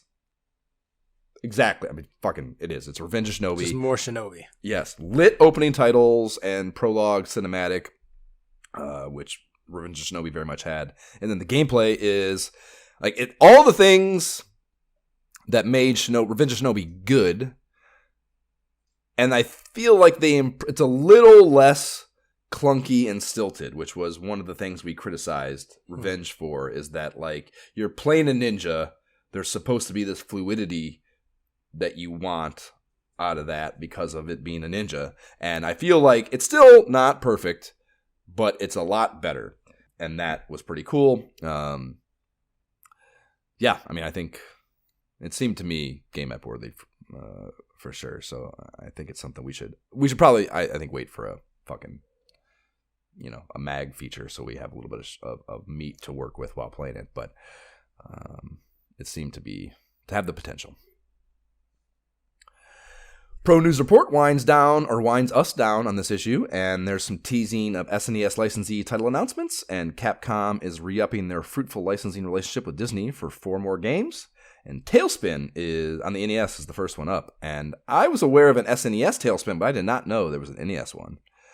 Oh yeah. Yeah, it doesn't come out till next Christmas, so we're not going to see it for a while, but those games are usually good, so I look forward to seeing how they continue those on the tail end of the NES. I have it on the Disney Afternoon collection, my Xbox right now, the original. The NES version. Yep. Is it more DuckTales or more Chip and Dale Adventure? What do you mean? Quality wise. More Chip and Dale's, I'll say. Yeah, but I mean, I don't love like Tailspin itself as the the IP, yeah. Compared, you know what I mean? So it's kind of just like that's the game that goes unplayed of that collection of games, like realistically. You know? Yeah, it's at the bottom of my Disney Afternoon scale as well. At the very end of this, they have a little blurb that talks about there being a Twin Peaks game in the works, the Midwestern whodunit TV show on ABC from David Lynch. What? And yeah, sounds like a weird idea. Right, precisely, a very weird show, which I've never watched, but I respect David Lynch for sure. A lot of his stuff, not a huge fan of, but I certainly respect his work. And that is a show that is, you know, revered to no end. I watched it with my wife. Like we watched it like. The original one? There's a new one too, I think. No, we actually watched auditioned the original for the new one years ago. Like, okay. Just I don't remember what brought it up, but like we had jokes about it. You know what I mean? So it's. Which, I mean, his shit is always a little weird, so I'm sure it's a weird ass But like show. a video game? Yeah. I mean, you know, it's a mystery, so, you know, I can see, like, I feel like it probably has to be like Shadowgate, you know, to work. That's what I'm saying, like a game, like, in the mindset of like a game coming out in early 90, I'm thinking no, hard pass on that. You know what I mean? Like today, all right, I could see the appeal of it from a video game publisher standpoint. Dude, funny you're saying that. So I went no. Yeah, I went looking for this. It actually never comes out, so it doesn't happen. So there's no, at least and maybe a prototype will fucking drop sometime like that roller derby game. But in Googling around for that, for this information about this release of it, or this supposed release of it, I found there's a 2019 VR game that it's actually pretty poorly rated, so I'm guessing they didn't execute well. But a VR Twin Peaks mystery, that sounds fucking like it has insane potential of being great. That could, yeah. So yeah, so it's a bummer if it does in fact suck. That's a bummer because that's the precise medium that should be done in. Exactly. That was it for that, though. There was nothing else. I mean, it was actually pretty short. Pro news stuff, not a ton of shit in there. A clearly paid for 2-page feature for that Pipe Dream game on NES. It's like so goofy looking right there. Like, first of all, it's conveniently paired with the 2-banger ad that we've already seen, and they're fucking they're featuring the developers of the game and stuff. It's just, I don't know, it's so heavy-handed as a paid piece of content, you know. Oh yeah. At the back of the magazine too, I don't know, it's really goofy. They're like, yeah, we'll take your money and we'll just shift it to the back so that we kind of keep our integrity mainly in. Right. Yeah. Glad the check cleared though. That gets us to the useless Pro Challenge high scoreboard with no fucking locations on it to do Ohio geography from before they lay out the next issue highlights for us. And it is a big sports focus, basketball and football in particular. Go sports ball. They also mention some kind of X-gamey type shit as well, but primarily basketball and football, so that'll be interesting. Although, looking at the list, we've seen most of them already, so it'll just be a revisit situation. But I'm always willing to listen to critical analysis of... It's cool, because when you talk about these games we did with Madden, it's tough to put yourself in the shoes of that era, so it's interesting to read, the fresh and new consumption of it, you know what I mean? And how they feel about it. So that'll be interesting. And then to wrap this baby up, there are a couple of mildly interesting ads. Making up the back cover inside is Jordan vs. Bird on the NES, and that is a terrible game, but you still kind of want to play it because it's Jordan vs. Bird. It's fucking weird. Exactly. Yeah, and then the actual back cover is for Konami's Laser Scope, and this was the one I was mentioning, the other controller that actually uses voice command. And so this is a headset device with a microphone that acts as a replacement for the zapper in games intended for that peripheral. And I'm pretty sure I asked him in the fucking chat, little prick didn't answer, but I think Jab had this, or someone around me had this. I definitely got to fuck with this as a kid. And I don't recall having much affinity for it, so I was surprised to find what I would find about it. But I pulled up a video reviewed on YouTube. I'll link to that in the show notes. But the reviewer seemed to be really impressed with it. And he did some, screenshot side by side capture of himself playing games with the screen feed next to him. And I was watching him play Duck Hunt, dude. It seemed to work fucking great. You can basically say anything into the mic to initiate the trigger pull, so it's not, it doesn't have to be fire. It's just any short burst of anything. But if you draw out whatever because my initial concern was I don't want to say fire 8 million times. Right, playing a game. Yeah, right. Yeah, I don't want to do that. But it has a workaround for that. If you just draw out whatever you're yelling for a long time, it'll pop off real quickly. Machine fire. Oh, right, okay. Precisely. So you can just go fire, and it'll do multiple shots. So I was actually pretty impressed by that. And occasionally, the one tricky thing about that feature or functionality is, if you're short, playing Duck Hunt, for example, you only have the 3 shots when you're trying to shoot the ducks. So you don't want to shoot more than 1 shot, of course, other than when you're trying to shoot. So if you let your short burst fire drag on a little too long, occasionally he would pop off an errant second shot that he didn't want to shoot, So there's a little bit of goofy functionality there that maybe you're losing a little bit of precision with the actual zapper, but otherwise, his targeting was fucking, he was nailing them, dude. So that targeting arm seemed to work pretty well. Yeah, it's it's a headset, and it even has stereo sound in the ears, so you get actual game sound fed into the earphones in stereo format, and then you can actually detach that arm. There's an arm that sticks into the headset wrap, and you can pull that out and just use it as headphones Oh, really? while you play the game, which is also kind of cool, I think. You don't need to use it as an actual zapper. But anyways, you can, that arm comes down, and like the sensor that's on the end of the gun is basically just above that blue lens that sticks down over your eye, So when you can get a feel for that just as you do with the zapper and make a very precise shot choices. And that's, he seemed really impressed, and you could see the output right there on screen. So it seemed to work quite fucking well. Which looking at it, it looks like it's going to be janky as fuck, I think, but it is if it Konami. works, it's cool, but right. Limited games I'd imagine you'd be using it on, but sure. But I mean, just, that's applicable to the zapper itself too.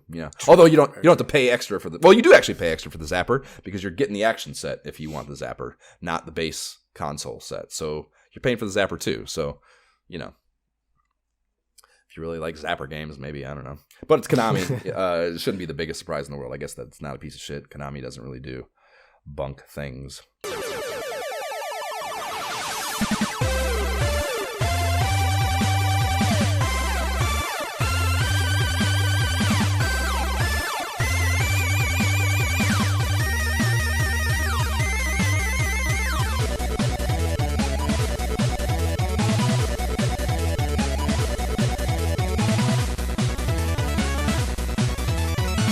Stage 1 theme from Silver Surfer on the NES, bringing us into our nomination section as usual.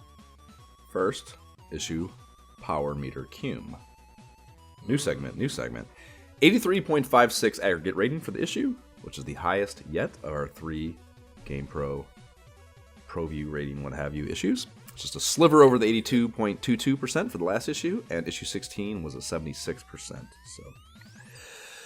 best mag offering yet out of GamePro. I also feel like generally they're just being. I felt like there was like kind of like half of them were 92, like 90 or above, which is there's a lot of stuff there, right? And some of it warranted, some of it not, though. I think, like I said, I think Jackie Chan is an insanely high score. I feel like just generally speaking, I mean, like that Atari game got a 76%. There's just no way. I didn't play it, but there's just no way. There's no way. Somebody added a little bit to that person's shoe. They're a couple inches taller than they should be, I think. Right. Yeah. I just. There's probably so much. It's probably one of two extremes. Like either no discussion about it whatsoever, and no one gave a flying fuck, or there was probably like an overly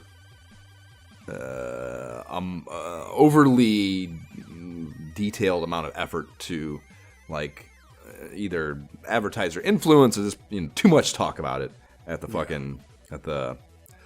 fucking meeting before the issue goes out, about what these scores would be.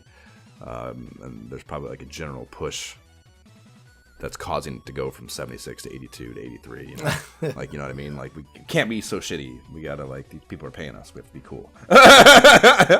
It starts with, give us your honest thing. Then it's like, okay. Yeah, that's actually too honest. Put this out there. Yeah. Word. Okay. Well then, yes. Let's now talk nominations. What did we play last? We played. I honestly can't remember. I'm like, what did we play last? Yeah, it's been so fucking long. Yo Noid? Is that what we played last? We definitely played Yo Noid. Doesn't matter.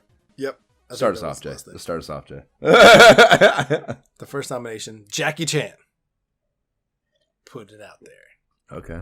I mean, it's a 92%. How can we not enjoy ourselves? Second nomination is Werewolf: The Last Warrior. Oh, man, this one. Did you play that one? I played it, a long time ago. It's weird how I vividly remember being in Atlanta when I played that in the issue prior to playing Philios. Whatever it was that led to Philios. So, yes, I remember playing it. It was goofy. It was weird. It was, intriguing, but weird. Yeah, you start with, a boss-type fight, and then you turn into a long, clawed werewolf. You can, scale the ceiling, you change back.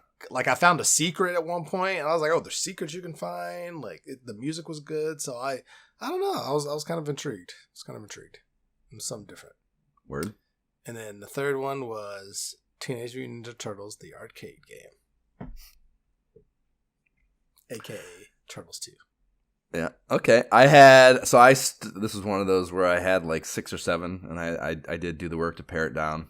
Teenage Mutant Ninja Turtles 2 was in the original list. It's not in this list. I wanted, like I mentioned earlier, I wanted Shadow Dancer to be in here, but I also want to wait for some real mag coverage, so no on that. But Solar Jetman. Oh. Not going to give it up till we do it. And then Hellfire was my other one, which is the interesting Life Force Genesis knockoff. That's too hard, but I want to play it anyways. And then my last one is the original Teenage Mutant Ninja Turtles.